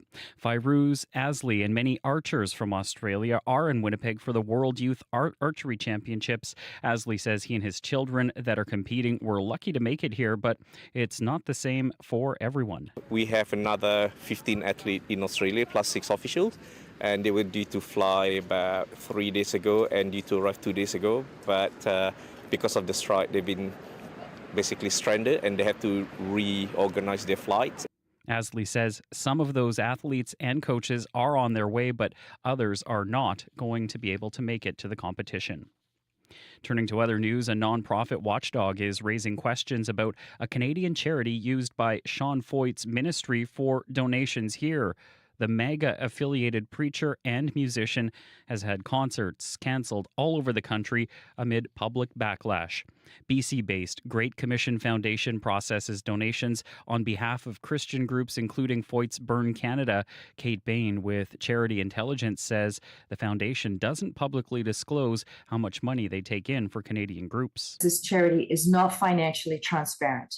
It does not post its audited financial statements on its website. Even though it's such a large charity, issuing so much money in tax receipts. There needs to be accountability on where the money's going. Foyt is set to perform in southern Manitoba on Wednesday after his permit in Winnipeg wasn't approved. The Great Commission Foundation and Foyt didn't respond to CBC's requests for comment. And the inoculation of decades-old elm trees in Wolsley started yesterday. The work is being funded by community members to protect the canopy from Dutch elm disease. So far, they've raised over $25,000. Ian Dick is part of the Wolsley Tree Committee. He worries there won't be elms in 15 years. He says the city is not doing enough to stop the fast-spreading tree fungus. So I think we started with about 2,000 trees in Wolsley just 5 years ago or so, and now we're down to 1,000. So it's pretty scary when you look at that rate of loss. We're putting a lot of responsibility on residents and homeowners here. Like, it's city property that we're putting our money towards saving, right? And we have gotten no support from the city. A City of Winnipeg spokesperson says it does not inoculate elm trees. The money raised by residents will allow them to inoculate more than 50 trees. Crews will be working over the next 2 weeks to get the job done. And that is the CBC News from Winnipeg. Your next local news is at 8:30. All right, thanks, Josh. You're welcome. Josh Crabb live in our news center this morning. Well, let's dip into weather and traffic. I'm actually going to start with traffic. It's been fairly quiet, so note that. And I do want to mention that in the last half hour, we understand that Moray and Portage is now clear. There had been emergency crews blocking from an earlier incident there, but Moray and Portage, you should be all in the clear now. If you are seeing any problems in traffic, give us a call. What might not be clear is your drive if you're in western Manitoba, where there is a fog advisory in effect, and it extends over most of the west of the province. Thompson's got fog, Brandon's got fog, so call us if you're having any issue with traffic, and let us know whether you're in the on the highways or whether you're in the city of Winnipeg as well. 788-3093 is where you can reach us with those updates. And now to your regional forecast here on CBC's Information Radio. We're all expecting across the south here a hot and sticky day. In Winnipeg, our high's 26 with humidex 32. It'll be clear tonight, low 16, but then tomorrow, sunny in the morning, mix of sun and cloud, 30% chance of showers, and a high of 29. But with humidex tomorrow, 37. So we're just going to continue this week rather really sticky. In Brandon, you're expecting a mainly cloudy day. That should clear this morning. I mentioned there's some fog right now. Your high 28. Your humidex is 36 today, so very hot. And in Dauphin, clearing late this morning with a high of 26, but with humidex 34. So as mentioned, across southern Manitoba, pretty sticky. In Thompson, to go up north now, mainly sunny and a high of 25 degrees. With humidex, it'll feel like 29 degrees. Partly cloudy tonight and slight chance of a shower or a storm. Current conditions then, mostly cloudy in Winnipeg. It's 18 degrees, and the hot spot in the province has been Winnipeg this morning. In addition, we can tell you the cold spot has been Thompson, and it still is, just 7 degrees with that fog I mentioned. And finally, over in Brandon, some fog, and it is 16 degrees. The rain is falling right now when you look at Environment Canada's live report in the Paw. Some light rain there. So sticky through the week, folks. Next on the program, let's return to our ongoing series and story. Before the 7:30 news, we heard from a Winnipegger who's rebuilding her life after years of couch surfing, struggling with addiction, and going shelter to shelter. Gina Wilson is her name. She now lives at 259 Fountain Street. It's a transitional housing apartment block that's part of a St. Boniface Street Links expansion. The organization believes that private property owners are a key piece of helping those who are ready to get off the street and into spaces of their own, especially while governments are delayed building new housing in our city. The Fountain Block is right around the corner from Siloam Mission in Winnipeg. It's a drug-free space. It doesn't allow outside visitors. In fact, it's locked all of the time. Tenants come from the emergency shelter in St. Vital or right from the street when they're ready, and they can stay anywhere from a month to a year before moving into affordable units if they're available. Or I should say when they're available, which is part of this flow-through picture. There's around-the-clock support. There's a stabilization unit on night, and there is overnight security. And I'm mentioning all of those things because they become important when you think about transitional spaces. This has been operating for just 8 months, the Fountain Block, in this way. Sam Turon is the property manager and owner. I met with him outside the brightly blue painted block just a few weeks ago. Bought this building in, I believe it was 21, and then had it for a few years with tenants and had a on-site caretaker and a cleaner and that sort of thing. And then we ended up having a fire. There was a terrible tragedy here. Somebody was killed here before or during the fire when it had happened. And afterwards, when it was closed up and we fixed it, Marion her and I crossed paths here, and that's basically what's led to this. It's been really good. So you cross paths, and you have a property that you've been managing. And what was it that appealed to you or intrigued you about maybe getting involved with this different model? It was just the idea that the building seemed to be the right model to help people, and St. Boniface Street Links has the existing setup at 604. And I had spoke to Michelle. She had come here and said, wow, this would really be great for us, is what she said, for them. And I said, well, hey, possibly we can visit the idea and see where it takes us, you know. How many people in the building? What makes it a good setup? Like, why did she get excited about it? It's the individual units that are basically, it's like shared accommodations. Some people frown upon that stuff. And I mean, like the city does too. They want less and less rooming houses. But that model can really work well if it's done properly, and there's a lot of moving parts. But if all the parts are looked after, it can be really good. So was this always a shared accommodation block? As long as I've ever known it to be, yeah. When I purchased it, like the top floor is shared accommodations and the main floor is individual apartments. Sam mentioning there Michelle in that part of our interview. He's referring to Michelle Wolsley, who works in housing and outreach support for Street Links. Now, Turon says that ongoing communication between himself and Street Links about what is working and what isn't all along the way has been key to the success over these last number of months. We moved inside the apartment lobby to talk more about how things are going so far. So the main floor all has their own separate apartments, like self-contained units, bathrooms, like full bathroom, full kitchen, either a one-bedroom or bachelor apartment. And then the basement's got the same thing. It's got one apartment down there with a laundry room and a couple storage rooms. And upstairs is 29 individual rooms that are just shared accommodations. You said Marion and you got to talking, it worked out, it would work for them. What works about it for you? The idea that it could help the community. That was the idea. Let's try something that if it's working, and this works, maybe we do this, and then maybe we do it again. And maybe if we're doing it, maybe other landlords or other developers or something maybe use the model. I'm not sure, but. Were you skeptical at all at first? It's a big change. I was, but I mean, I knew the challenges I had before too were like, if I'm gonna have the challenges, maybe having like different groups that are around that have basically different things they bring to the table was like, hey, let's try it. So. Why do you care about that, Sam? Why do I in the community? Yeah. Well, it's the right thing to do. I mean, really, like it's, if you can have it here where, like, I don't know if you, like outside, there's a park next door. The area here has had situations happen where maybe people spent less time outside, were maybe not feeling safe. But if you build an environment here that's helpful for the people inside, well, that affects the people outside. The gentleman next door in the church he was skeptical as well. And he had said, wow, like it's totally not how I thought it would be. He says it's probably never been this good. So I'm not 100% sure of all the rules that Marion or St. Boniface Street Links puts in place here for their participants that come and live here. But I'm entrusting them with my building that, hey, you know what, like if these programs are out there, you have to work with them so they have a chance, because, they don't just get buildings to work out of. So.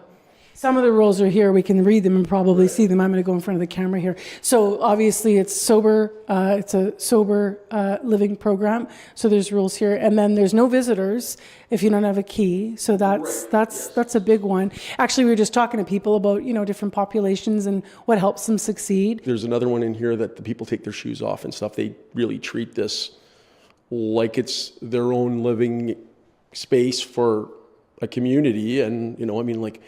This place doesn't have a cleaner that comes here and cleans. It's the people that live here clean. It's really good. Is everyone in here affiliated with Street Links then? Yeah, right? Yes, everyone is that's here, yeah. And then if there's someone that rolls into 604, their other Street Links office, they may be trying to find housing for them that they may not require some of the stuff that's here, right? Like whether it's sober living, maybe some of these circumstances are different. People come out of hospitals with different issues and stuff. So they're looking for housing where they can be the support for them, but they still need a place. So like I have other rentals too that we visit the idea, and some of those are a little more challenging because there isn't the same thing as the security here in the community living. As soon as We've had situations where somebody moves out of a place like this, moves somewhere and wants to move out right away because they're lonely. They're not in the same kind of community. So that's a different obstacle that people have to try to figure out, but it still keeps people somewhere. There's a lot of talk about people had used the word that this space, and you described it in the past, had a reputation that was a bit notorious. How's it described now? I mean, you're talking about the church next door looking at it differently. How's it described now? It's totally different. It's a place where people come to heal, I guess, and to move forward. Like, the idea is not to have people live here and stay here forever. It's for them to come in and not be pushed out, not be forgotten about, and just, hey, you spend some time here, you go through the programs, and then you find a place, or they help you find a place, and you go from there. Would you do this model in another building? For sure. It's just, you have to find the right building, right? Like, because Michelle had mentioned, another building, and it's like, we just have to find the right one, because it has to make sense for everyone, myself included, street links. If it was a different program, it just has to make sense. So that's Sam Turand. He's a property manager and owner of Streetling's transitional apartment block on Fountain Street in Winnipeg. So everything that we've been doing this summer in recent weeks, this series I've been working on, came from a comment from the mayor of the city of Winnipeg, who was here in studio and said that despite all of the plans, the one thing that they can't speed up, and they're waiting, and it's frustrating, as expressed by Mayor Scott Gillingham, is spaces. So if people are ready to come out of encampment, and that's what their choice is, or they're ready to come off the street and it's going to work for them, where do people actually live if you can't build those spaces fast enough? Well, at least St. Boniface Street Links, one of the organizations involved in helping the houseless in our community, says that private partnerships are a really big part of the piece. So we're going to hear more from them about how many spaces they've acquired, how many beds, apartment blocks, and also what those conversations are like with property owners to house people in the city, and how they become involved. What actually does that have to look like? We're also going to talk more about what kind of a commitment it takes to help individuals succeed, and why rules about rental rates in apartment blocks might actually be one of the barriers to getting more landlords involved. So we're doing some extensive coverage on this before things get cold and we start talking about everybody out there that needs shelter. What can we do now to get ahead of it in our community? So stay tuned. Our ongoing series continues. Whether it's breaking news from around the world, across the country, or in your own hometown, it's all at your fingertips on the CBC News app. Get the top stories from where you live under the local tab, or watch video clips, live events, and the national on your smartphone or tablet. Get all the news you want, when you want it, where you want it, with the CBC News app. Download the app for free today. It is now 13 minutes to 8 o'clock. We'll have more on the tentative deal reached in the Air Canada strike situation with the flight attendants.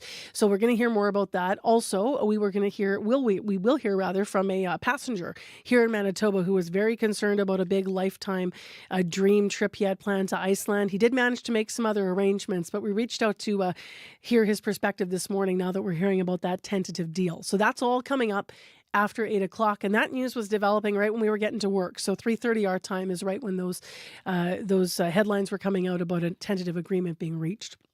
Well, we have a bit of music next on the show from a trio out of Montreal. They're called Afternoon Bike Ride. They have a new record actually coming out next month in September. This next song, this is the first single that they've already released to tempt you to check out their new record. This is Abigail.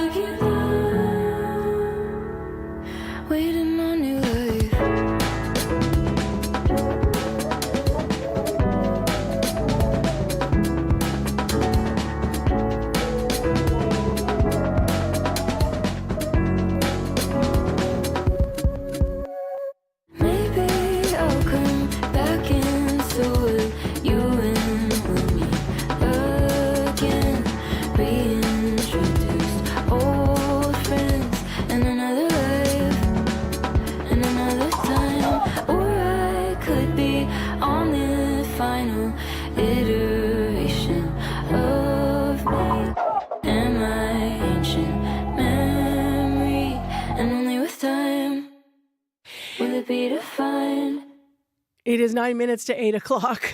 You heard me breathe there. I got caught by that false ending. Afternoon Bike Ride's the name of the group, though, if you're checking out that music and you want to put it on your own playlist.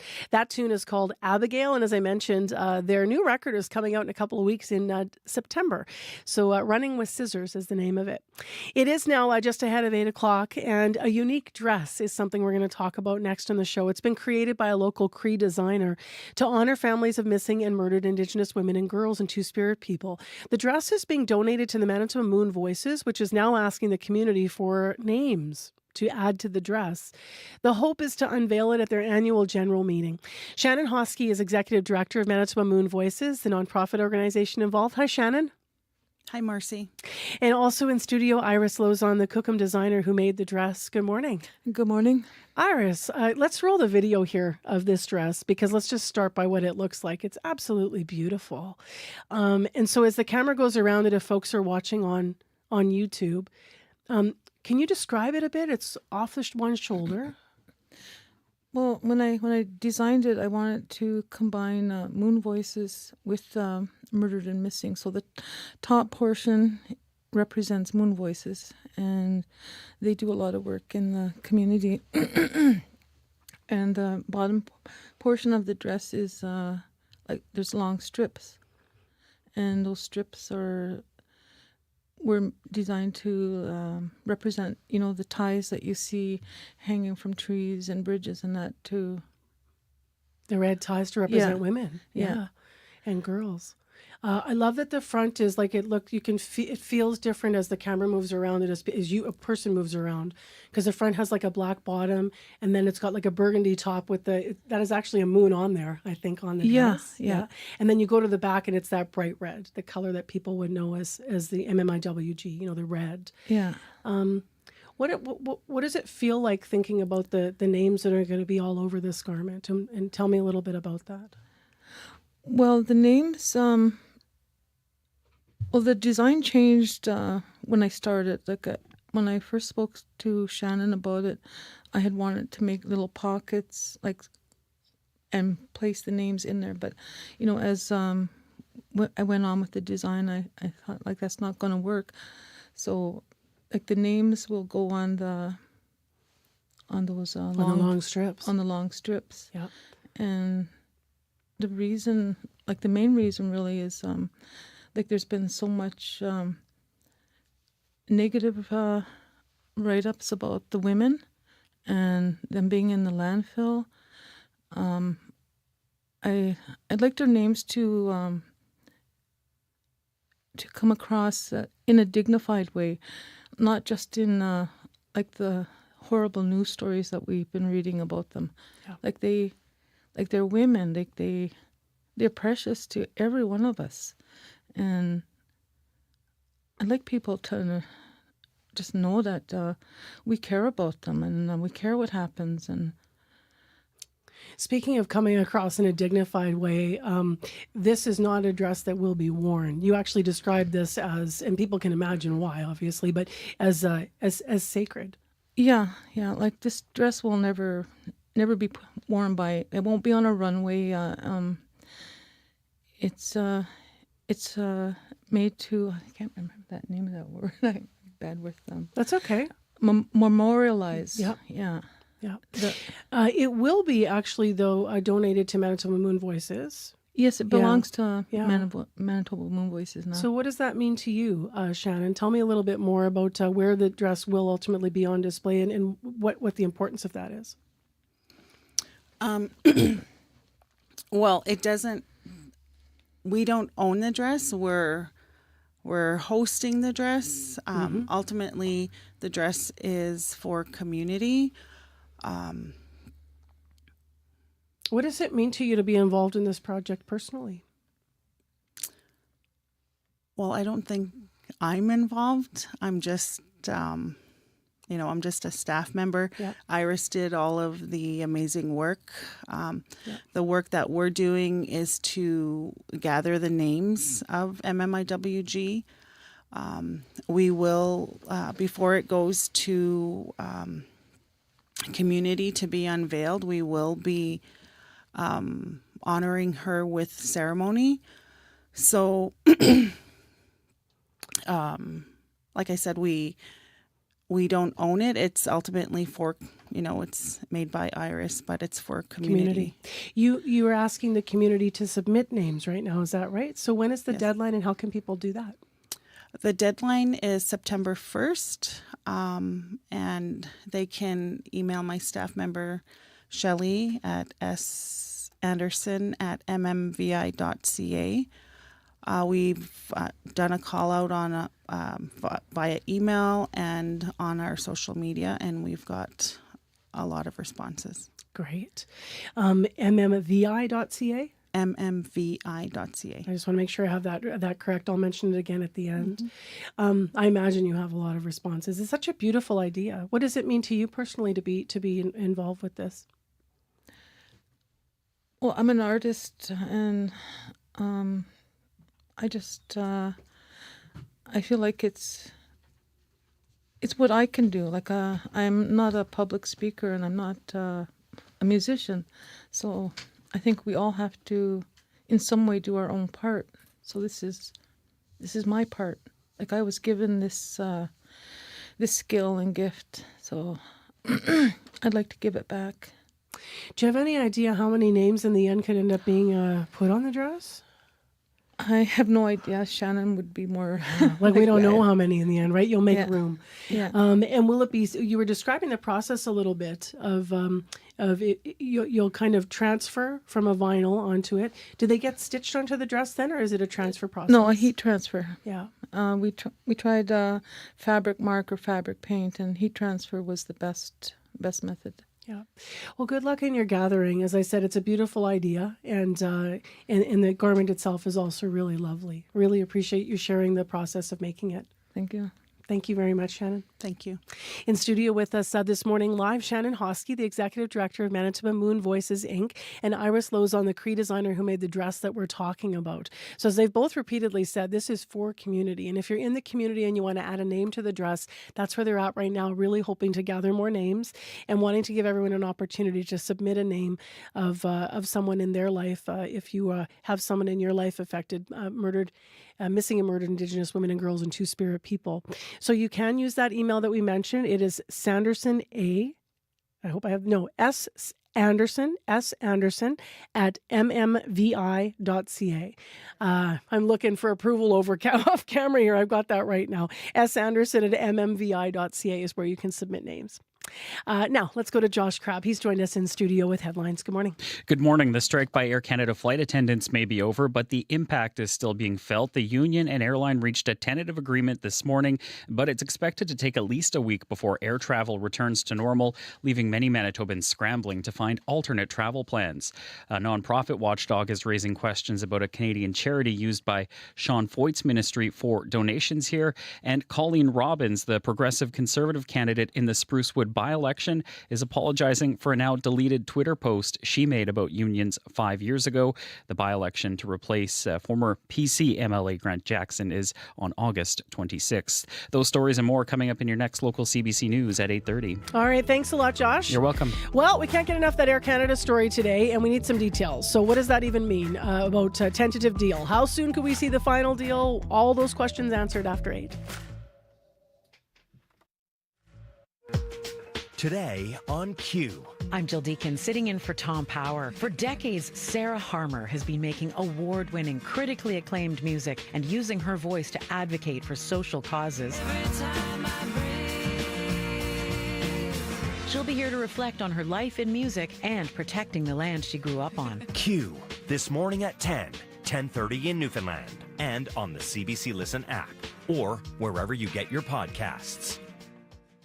The CBC News is next. Coming up in half an hour, it's The Current. I'm Rebecca Zanbergen. It wasn't that long ago that the internet was shiny and new, but it's a different story today. What's the role of corporations and governments in regulating the internet?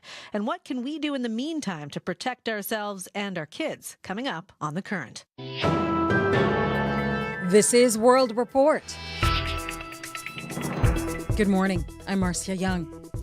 CUPE and Air Canada say they have reached a tentative agreement and striking flight attendants must return to work. The union and the company sat down with a mediator overnight. Negotiations went until early this morning when there was a breakthrough. The CBC's Megan Fitzpatrick is at Toronto Pearson International Airport. And Megan, what is the situation there this morning? Pretty quiet. There are no picket lines here like there have been the last few days. There are some Air Canada staff and some people showing up for flights that have been canceled, and they're trying to get on other airlines. Air Canada says some flights will resume tonight, but it's not clear which ones or what times those flights might be leaving. The airline saying resuming operations is a complex process, and it could take 7 to 10 days before they get back to normal operations. They have to get their planes and their crews back into position. And so they're warning there could still be more cancellations to come over the next few days. So there's still lots of uncertainty for travelers. People are still being advised not to come to the airport unless they have a confirmed flight. What do we know about the tentative agreement? Well, we know the two sides got back to the bargaining table last night around 7 p.m. And the union says with the help of a mediator, they did reach a tentative agreement at 4:23 a.m. to be exact. We don't know what was agreed to, but the union says unpaid work is over. That was one of the sticking points in these negotiations, overall wages. Plus, the union was fighting for flight attendants to get paid for the work they do before a plane takes off and after it lands. That's called ground pay. The union says it will hold virtual meetings with its members to explain the agreement, and then they get a chance to vote on it and either accept it or reject it. All right. Thank you, Megan. You're welcome. The CBC's Megan Fitzpatrick reporting from Toronto. Pierre Poilievre is returning to the House of Commons. CBC News projects the Conservative leader will win the Battle River Crowfoot by-election. As Julia Wong reports, Poilievre made humility a theme throughout his victory speech. Thank you very much to the great people of Battle River Crowfoot. Pierre Poilievre will soon be back in Parliament after a by-election in rural Alberta. In front of a small crowd, Poilievre said how much he appreciated the people of Battle River Crowfoot. I am grateful that I will have the chance to be their humble servant, to fight every day and in every way for the people in this region who feed, power, and protect all of Canada. Poilievre lost his Ottawa riding in April and chose to run in a riding where Conservative MPs have always won with more than 70% of the vote. Poilievre appears to have won handily. In his victory speech, he talked about the lessons he learned from residents during the campaign. And they also reminded me that the road to success is never a straight line. And most of all, you should never give up in hard times. David Stewart, a professor emeritus of political science at the University of Calgary, says the results should put to rest questions about Poilievre's future as Conservative leader. With this kind of result, I don't think it has any impact on the leadership review. If anything, maybe marginally positive. So for now, Poilievre will be heading back to Ottawa with a seat in the House and as leader of the official opposition. Julia Wong, CBC News, Camrose, Alberta. Inflation dropped to 1.7% last month. Statistics Canada just released its latest consumer price index. The rate is down year over year from June's 1.9%. That is better than economists had predicted, and it is thanks to lower gasoline prices. The price at the pumps went down by 16.1% in July on a yearly basis. Prices also dropped in the month of June. Excluding gasoline, the CPI actually rose in the month of July. Statistics Canada says the costs of food and shelter were both up. The so-called Coalition of the Willing is meeting virtually right now to talk about Ukraine, specifically the results of yesterday's gathering at the White House. Several European leaders joined Ukraine's President Volodymyr Zelensky as he sat down with U.S. President Donald Trump. The CBC's Lisa Shing joins me now from Washington. And Lisa, what is the latest? Some new developments coming out of that extraordinary meeting, Marcia. U.S. President Donald Trump had always talked about a possible trilateral meeting between him, Ukrainian President Volodymyr Zelensky, and Russian President Vladimir Putin. But after he met with European leaders, Trump, for the first time on Truth Social, suggested that Putin and Zelensky would meet first. Now, there are still major issues that need to be hashed out. Trump said the leaders discussed discussed security guarantees for Ukraine. And here's Trump on that. There'll be a lot of help. When it comes to security, there's going to be a lot of help. It's going to be good. They are first line of defense because they're there. They're Europe. But we're going to help them out also. We'll be involved. However, later in a Truth Social post, Trump amended that promise, saying European countries would provide the guarantees with a mere coordination with the U.S. What are some of the stumbling blocks moving forward?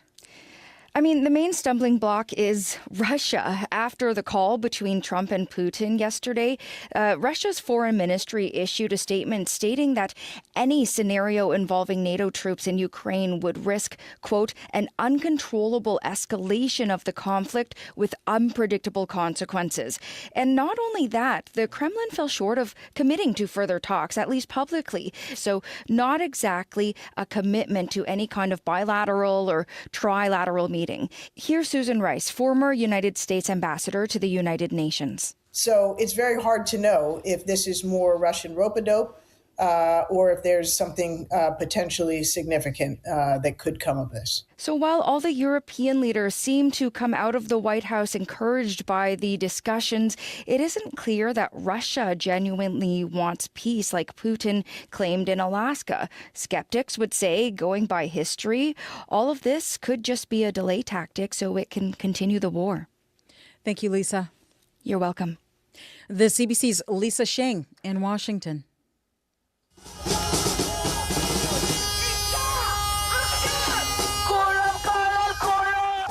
Israeli protesters are blocking a main highway in Tel Aviv. They are demanding a deal to end the war in Gaza and return the hostages. Hamas has agreed to a 60-day ceasefire proposal with Israel. An Egyptian official source says it includes the return of half the hostages held in Gaza and Israel's release of some Palestinian prisoners. So far, there is no Israeli response to the proposal. In northwestern Spain,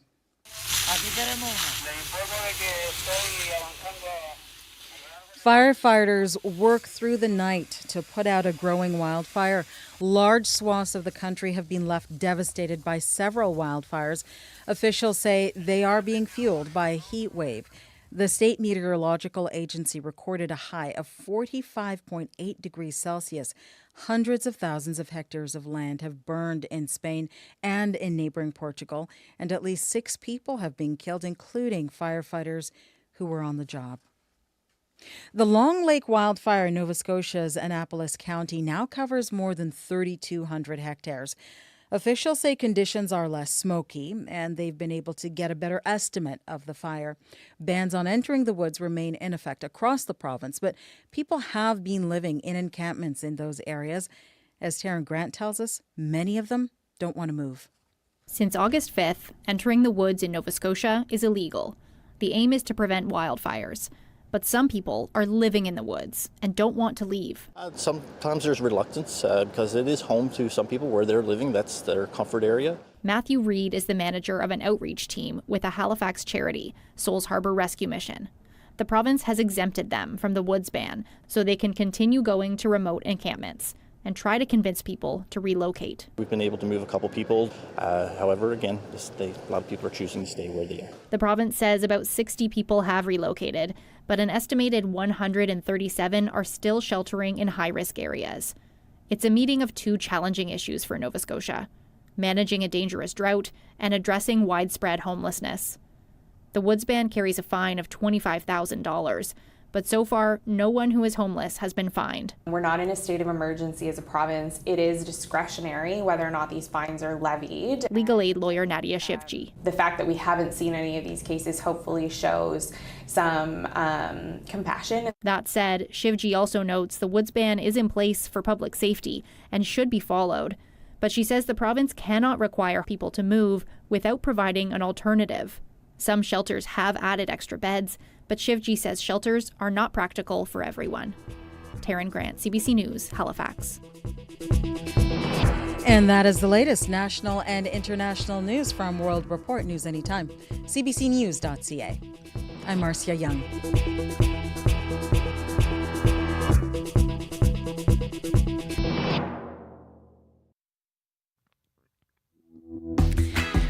Welcome to Tuesday morning, everyone. Thanks for being with us live in Manitoba and in downtown Winnipeg. I'm Marcy Marcusa. This is CBC's Information Radio, 89.3 FM, 990 AM on that app and YouTube. Got a mixed bag in the weather here. We've got some fog rolling. We've had some rain in the last hour in places, and it is going to be muggy across southern Manitoba. Corey's got the full picture coming up. Well, as we continue to report, Air Canada flight attendants will soon be heading back to work. There was a tentative agreement in the wee hours of this morning. And so we're going to see what happens next. And a lot of travelers are wondering what's going to happen next for them today. So this half hour, we're going to have some analysis with an assistant professor of labor studies over at the University of Manitoba who's been watching this dispute. Also, we're going to hear from a traveler, a man from Thompson, who had a dream to fly to Iceland tomorrow. He will still be going, but he had to make a lot of arrangements. What's his reaction to this tentative deal? Here's Josh Crabb with our headlines. Good morning, and we're still hearing from people who are still scrambling to deal with canceled flights. The CBC's Megan Ketchison has been speaking with people at James Richardson International Airport this morning, and I'll have more on that coming up at 8:30.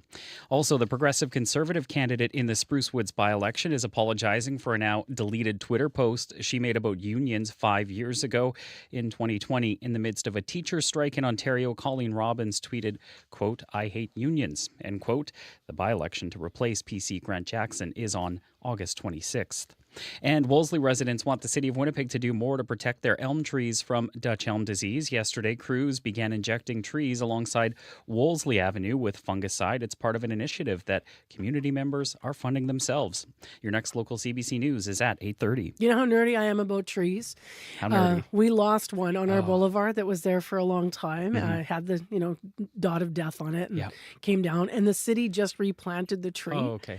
On our boulevard. And I went out there to talk to it. I'm like, oh, look at you. To say hi. Welcome to the property. And then I have to get the plant finder app because I think it's an elm, but I don't know enough about trees to just immediately know. So I'm quite excited. He's turned yellow really quick though, this tree. So I don't know whether or not that's a good thing or just newly planted stress or what. I also nerd about trees. I have a fun fact, and maybe this. No, I'm going to say it. So I actually live in Wolseley. I live in Wolseley, and I actually have the only boulevard oak tree in Wolseley, potentially. Really? And maybe if there's someone else who's seen one. But yeah, and apparently there's a folktale. There's like a little Wolseley history book, and there's a folktale about that tree by my house, and that apparently they planted all those elms back in the day, but I guess the milkman would park his horse there, and he kept eating the little mini elm trees. No way. So then they're like, "Come on, horse! Stop this!" And they planted an oak tree there instead. And then I guess they don't like oak trees as much. Apparently, interesting. This is the folktale. Okay, I'm learning something. Now it's this big oak tree there, and now I don't have to worry about Dutch elm. Maybe there's something else, but at least I love that. Yeah. Do you know what I learned when we lost our tree last year? I went on the city's website. Apparently, you can actually, if you should choose to, it's a process. And it's lengthy and involved, but you can apparently request what kind of a tree that you would like. But I figured palm tree.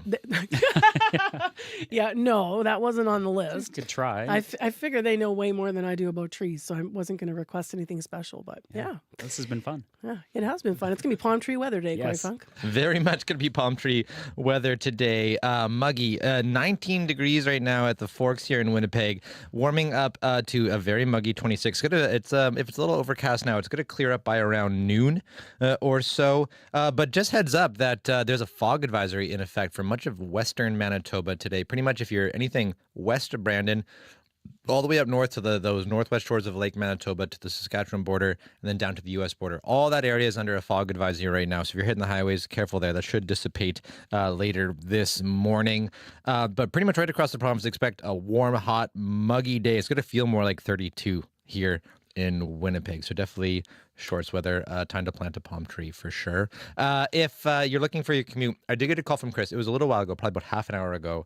Northbound Kenniston, Chris saw a stalled semi just south of Tuxedo in the curb lane. So if it's really slow on northbound Kenniston, that's probably why. If you see anything else, you have an update on that or anything else you're seeing, give me a call on the CBC commuter line. That number, 204-788-3093.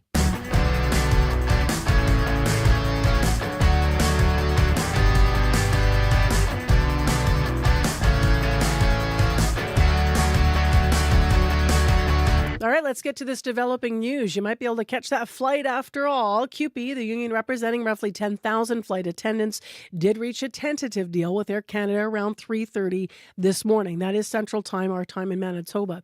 Air Canada says flights will gradually return starting this evening, and it's good news for Thompson resident Volker Beckman. He and his wife were planning to fly to Iceland tomorrow for a $9,000 non-refundable tour. CBC's Corey Funk, did break the news to him over the phone this morning. That's a great relief to us. I've been scrambling the last day or two trying to rebook everything without penalty, and I was very fortunate to be able to do that. Even Air Canada allowed me online to change my flight and postpone it like a week, and I got confirmation of that, so I thought that's great. Hopefully they will be up and running in a week from now. So from what I hear this morning, it's all good. So I'm very happy, and I feel sorry for some of those people stuck overseas or whatever, what they have to deal with right now. But as far as we're concerned right now, we've rescheduled everything for a week later. And how does this make you feel about booking travel down the road?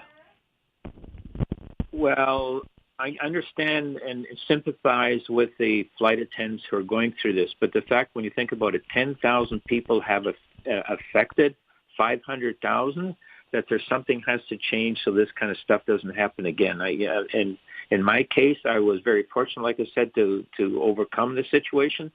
But I feel so many people who are stuck and have to pay these huge bills to get back home, whatever they had to do. So there has to be a better process in the future. And, it irks me a little bit when companies like WestJet take advantage of this, knowing that people are filling up their planes, so they're going to have, let's say, 100% occupancy on their flight, and yet they're raising their prices by maybe 2 times more than normal. That should be almost illegal in my mind, but no, that's another issue. There has to be either more competition in the marketplace for Canada, which may be difficult, whether we allow other airline companies to come in here so that we're not all dependent on one major behemoth of a company, which is Air Canada. Even though all the people I've met with Air Canada flights are always cooperative and friendly, it seems to me it's the policies and program that are done by upper management that create some of this chaos. So somehow there has to be a way, whether it's government regulations or whatever, to fix these things so people aren't affected in this way in the future. But it's very, very troubling, stressful, and costly when these things happen to so many. Thompson resident Volker Beckman speaking with CBC's Corey Funk earlier this morning. Now, we don't know the details of the tentative deal between Air Canada and the union until the deal's ratified. We know that they came to it in the early hours. We do know, though, some things about this strike that made it different. Things got pretty tense yesterday. CUPE President Mark Hancock accepted the possibility of serving jail time for defying a back-to-work order that was issued by the feds. To talk about the impact this strike has had on the labor movement as a whole and more, we have Adam King with us, assistant professor in the labor studies program over at the University of Manitoba. Good morning. Good morning. So after what I mentioned there, hearing from the CUPE president yesterday, I think, this morning, this ratified deal came to some as a surprise. What was your thought when you heard that a deal, a tentative deal rather, not ratified, a tentative deal had been reached? I was somewhat surprised that it came this quickly, although my immediate reaction was that this is a vindication of why the right to strike is so important in the first place. Had CUPE complied with the original government directive to end their strike and enter arbitration, they would have been funneled into a bureaucratic process that would have taken likely a very long time. And at the end of it, the flight attendants themselves would have had no say over the deal that was ultimately put to them. And now, instead, CUPE defied that order, stayed out on what was, I guess, an illegal strike, although that's questionable. And the result is they got themselves a tentative agreement within a couple of days. So I think really this shows precisely why striking is so important and such a fundamental right. So you think that the flight attendants' defiance for just to use that term, gave them more leverage in this? Oh, absolutely. I think there's no question. We heard yesterday the Air Canada CEO say that he expected that Section 107 would be enforced. And I guess by that he means that the government would swoop in and rescue the company when it essentially, forced these flight attendants into this position of having to strike. So we knew that the company all along was expecting the government to force these workers back. And so the company is unlikely to bargain seriously under those circumstances. And so the workers defying this, the union saying that they wouldn't comply with this directive, is precisely what got us a tentative agreement so quickly. How often has that happened in the past, unions defying back to work orders in this country? Well, it's pretty rare because the punishments for doing so can be very steep. They can be hundreds of thousands of dollars in fines and potential jail time. As we heard the CUPE national president say yesterday, he was willing to go to jail over this. I mean, the last time a union leader went to jail over this is in the 70s with the postal workers president at the time. In 2022, CUPE education workers defied back to work legislation in Ontario, and a similar thing happened. The rest of the labor movement threatened a general strike in response, and the Ford government was forced to back down and rescind that legislation. And so I think what these two examples, the flight attendants and the education workers in Ontario, shows is that when governments interfere in collective bargaining, there are other options besides compliance. And maintaining the right to strike and defying these orders is sometimes the best course of action. I'm going to totally flip this on its head and look at this from a different perspective now. Someone might say that it's because of the back to work legislation and that pressure that actually got this to, a tentative deal sooner, because effectively it was, figure something out as travelers were, waiting to see what was going to happen next. What's your sense of that? And I just want to know, what do you think is going to happen next then in this country with the use of back to work orders? Well, I think it's definitely the pressure of the strike that got us the tentative agreement, because it was the union's non-compliance really that actually put pressure on Air Canada, because CUPE made every indication yesterday that it was not going to comply with this order in the short term or long term. They were staying out until they got a deal. And I think that was a signal that, unless the government wanted to get really intense with the repression and the optics of that, I think were not great. I mean, arresting union leaders and punishing a union of, predominantly female flight attendants that had a lot of public support, I don't think would have flown with the public. And so I think it's definitely the pressure of the strike that got us to where we are now. What I hope is that the government learns its lesson from this. I mean, over the past year, this government and the previous one have used Section 107 now 4 or 5 times against different unions. And unions have complied in the past, but what it's done is really undermine and erode the collective bargaining process in the federal jurisdiction. And it's signaled to employers that they don't need to bargain meaningfully. And that's why we ended up in the situation that we were in with Air Canada. So I hope that the government learns its lesson and stops interfering in collective bargaining and allows the collective bargaining process to function as it should. What do you say to the average Canadian and traveler, though, or to those, no, I shouldn't say the average, to those that would say, that they're looking for a better solution moving forward overall? You just heard Volker Beckman from Thomson suggesting maybe more competition in the marketplace would help people have options as labor disputes happen. He also did say that he sympathized with the striking, workers as well. So what's the way forward to, or do we even have an option in the way forward other than to have this kind of impact on the traveling public while the labor negotiations are ongoing? Well, I think the first thing to say is that we start with rebalancing the scales of industrial relations by having the government stop with these forms of intervention that are unhelpful, inadvisable, and really questionable in terms of their legality. We still have cases before the courts actually to determine whether the government's use of Section 107 is actually lawful in the first place. And so that's the first step, really, because if we had had a round of bargaining here where the expectation was that the workers could go on strike if a deal wasn't reached and that the government wouldn't intervene, we may have had a deal without a strike. So the first thing, I think, is really to get back to basics there and respect the law when it comes to collective bargaining. But the second thing to say is that, unfortunately, the right to strike can be inconvenient and disruptive. And when you're in a public-facing industry like the airlines, unfortunately, that is just par for the course. And sometimes strikes happen. I mean, we have far fewer strikes in Canada than we've had historically. There's been an uptick post-pandemic, but when you compare it to the 70s or the 80s, it's nowhere near that level. So I think we do have to accept to a certain extent that workers' right to strike is important. despite the fact that it can sometimes be disruptive. On Monday, the federal jobs minister, Patty Hajdu, called for an investigation into unpaid labor practices in Canada. What are some other industries where unpaid labor is an issue? Well, I have to say that I found this announcement astonishing, that she was not aware that this practice was as widespread as it was in the airlines, I think is a bit troubling. And she said a couple of other things that were strange. She said that she checked with the labor program to see if there had been complaints filed. Well, these are union workers, so if there were any complaints, they'd be filed through the grievance process, not to the labor program, which deals with non-union workers. So a part of that announcement I found to just be astonishing and somewhat troubling.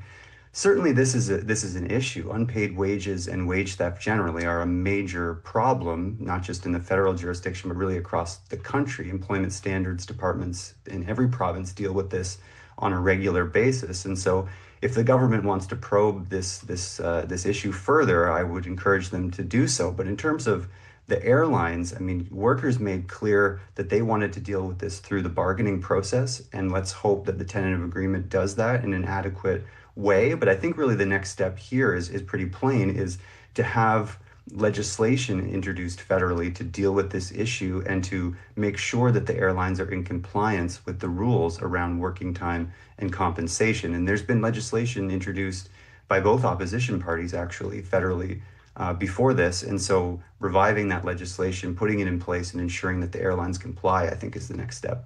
I mentioned to listeners that I would ask at least some questions to try to get some clarity about what their day might look like. So just so people can understand, Adam, this is a tentative deal. So when people are hearing that things might not be back to normal for a week, there still could be cancellations. That's because, to ratify this, it's going to have to go through the full vote process, correct? Yes, that's right. It's a tentative agreement. Members still need to meet with their union representatives, hear about the contents of the deal, and then vote on it. They have announced that they're going back to work and operations will resume. And some union members, I'm sure, are somewhat upset with that because it kind of puts the cart before the horse if you're returning to work and yet you haven't voted on the deal yet. So strategically, that can be a bit contentious within unions sometimes. And it also makes it very difficult if members vote down the deal to actually resume your strike. And due to a ruling of the Labor Board a couple of years ago, they determined that you have to reissue a strike notice if you want to put your picket lines back up. So that would introduce another hurdle. But everyone I think is hopeful that the contents of the deal are satisfactory to the members and that they vote to ratify it. In which case, it'll be some time before Air Canada resumes full operations, I'm sure, but we're on the path toward that. All right. Thank you very much, Adam. I'm sure we'll see, details of the contents of the deal once workers do and this continues to develop today. So really appreciate your analysis. My pleasure. Thank you. That's Adam King with us live, assistant professor in labor studies at the University of Manitoba. It is 8:28 right now, and I want to put your mind to Radio Noon between 12:30 and 1 here on CBC is the call-in portion of the show. And host Marjorie Dalhouse has popped in to tell us what they're going to be talking about today. Hi. Hi, Marcy. Well, we're actually sticking with Air Canada. We're talking about travel insurance because as we've heard from many people, flights canceled, flights delayed, trips having to be rerouted. I mean, what is covered? What isn't covered? What should you know in the future when it comes to purchasing that plane ticket or booking your trip? Because this is obviously not going to be the first time that we're going to see some cancellations, some delays, weather, of course, if we see another labor disruption at a different airline. So we're going to have a travel insurance expert join us after 12:30 to take all your questions here about travel insurance, what's covered, what's not covered, and what you should look for, because a lot of people now are not purchasing the tickets through the airlines. They're doing it online, maybe even through a third-party company. So something to keep in mind, because there's fine print that you got to look at when it comes to purchasing and booking those tickets. So we're going to hear more coming up. All right. Thanks very much, Marjorie. Thanks, Marcy. Marjorie Dalhouse, the host of Radio Noon. That call in between 12:30 and 1, as we mentioned. If you want to share your story now, you can do so on their listener line at 788-3797. I'm Marcy Marcusa with our team here at Information Radio. A couple thank yous here, more than a couple for the morning, for the people who worked directly on this morning's program. Associate producers Chidi Akuma and Issa Kixon. as well as from our news department today, Josh Crabb. We'll hear from him in a moment once again. Megan Ketchison, who's been out and about at the airport this morning.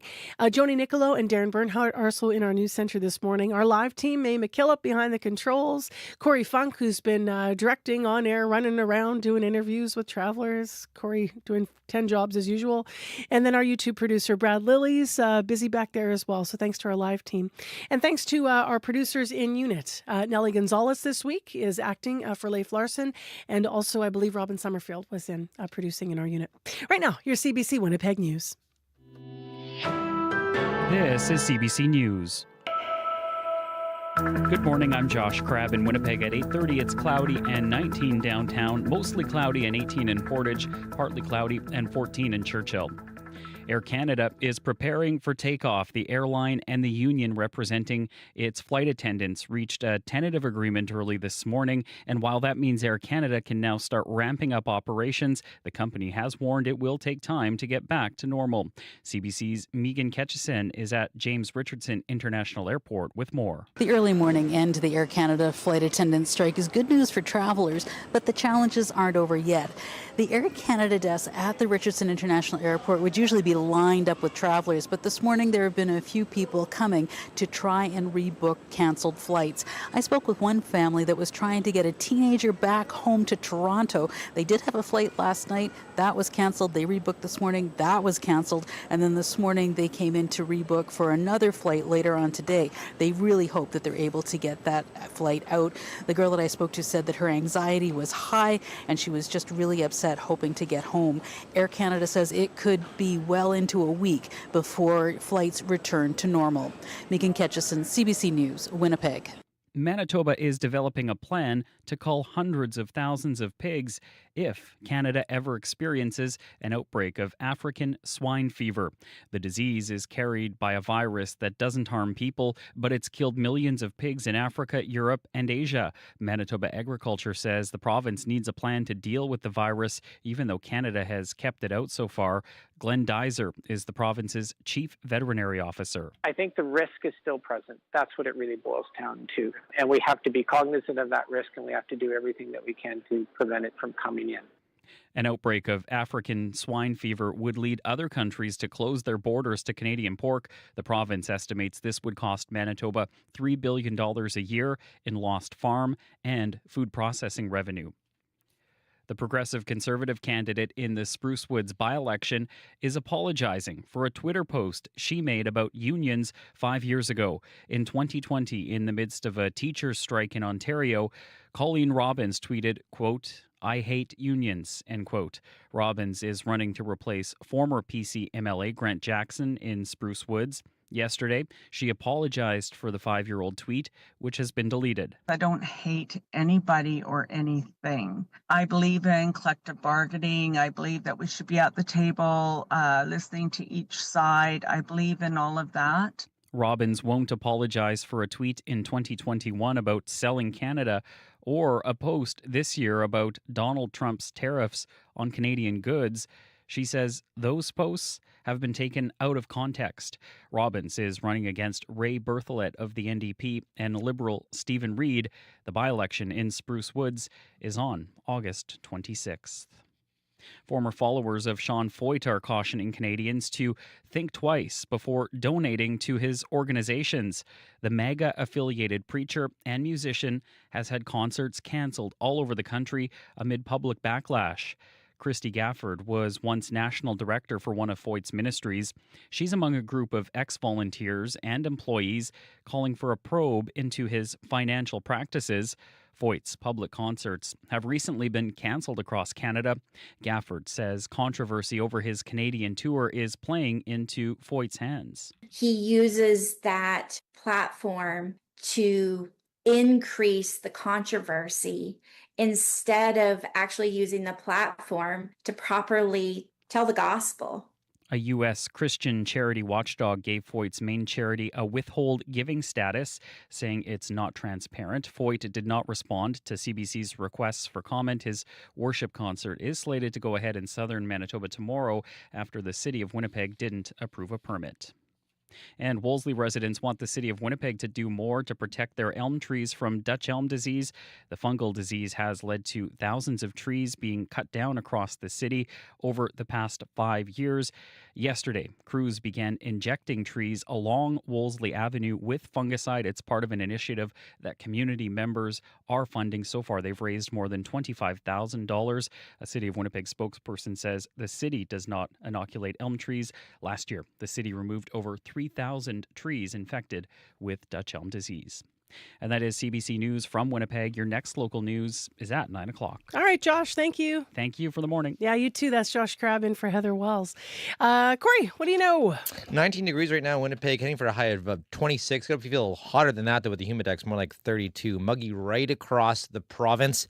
And in terms of there's still that fog advisory in effect for much of western Manitoba, pretty much anything west of Brandon down to the States and then into the Saskatchewan border and up north as well. And then in terms of the commute, still stalled semi-northbound Keniston, just south of Tuxedo in the curb lane. So heard from Brianne that is in fact still there, slowing stuff down. So keep left to get around that. All right, thanks, Corey. Thank you. Thanks for the morning. Thank you. We're all back again tomorrow with another edition of Information Radio. We hope you join us then. If you have any stories to pitch to us at CBC, a reminder of our email. You can also leave feedback there on things you hear, things you wonder about, things you loved, things you're not so sure about. If you've got some critical feedback, radio893@cbc.ca is where you can connect with us. radio893@cbc.ca. Take care, be well, Manitoba, and we will talk to you again tomorrow live here on Information Radio. Remember your next local programming between noon and 1 with Marjorie Dowhouse on Radio Noon, and then between 3 and 6 with Faith Fundal with Up to Speed. The Current, though, is next.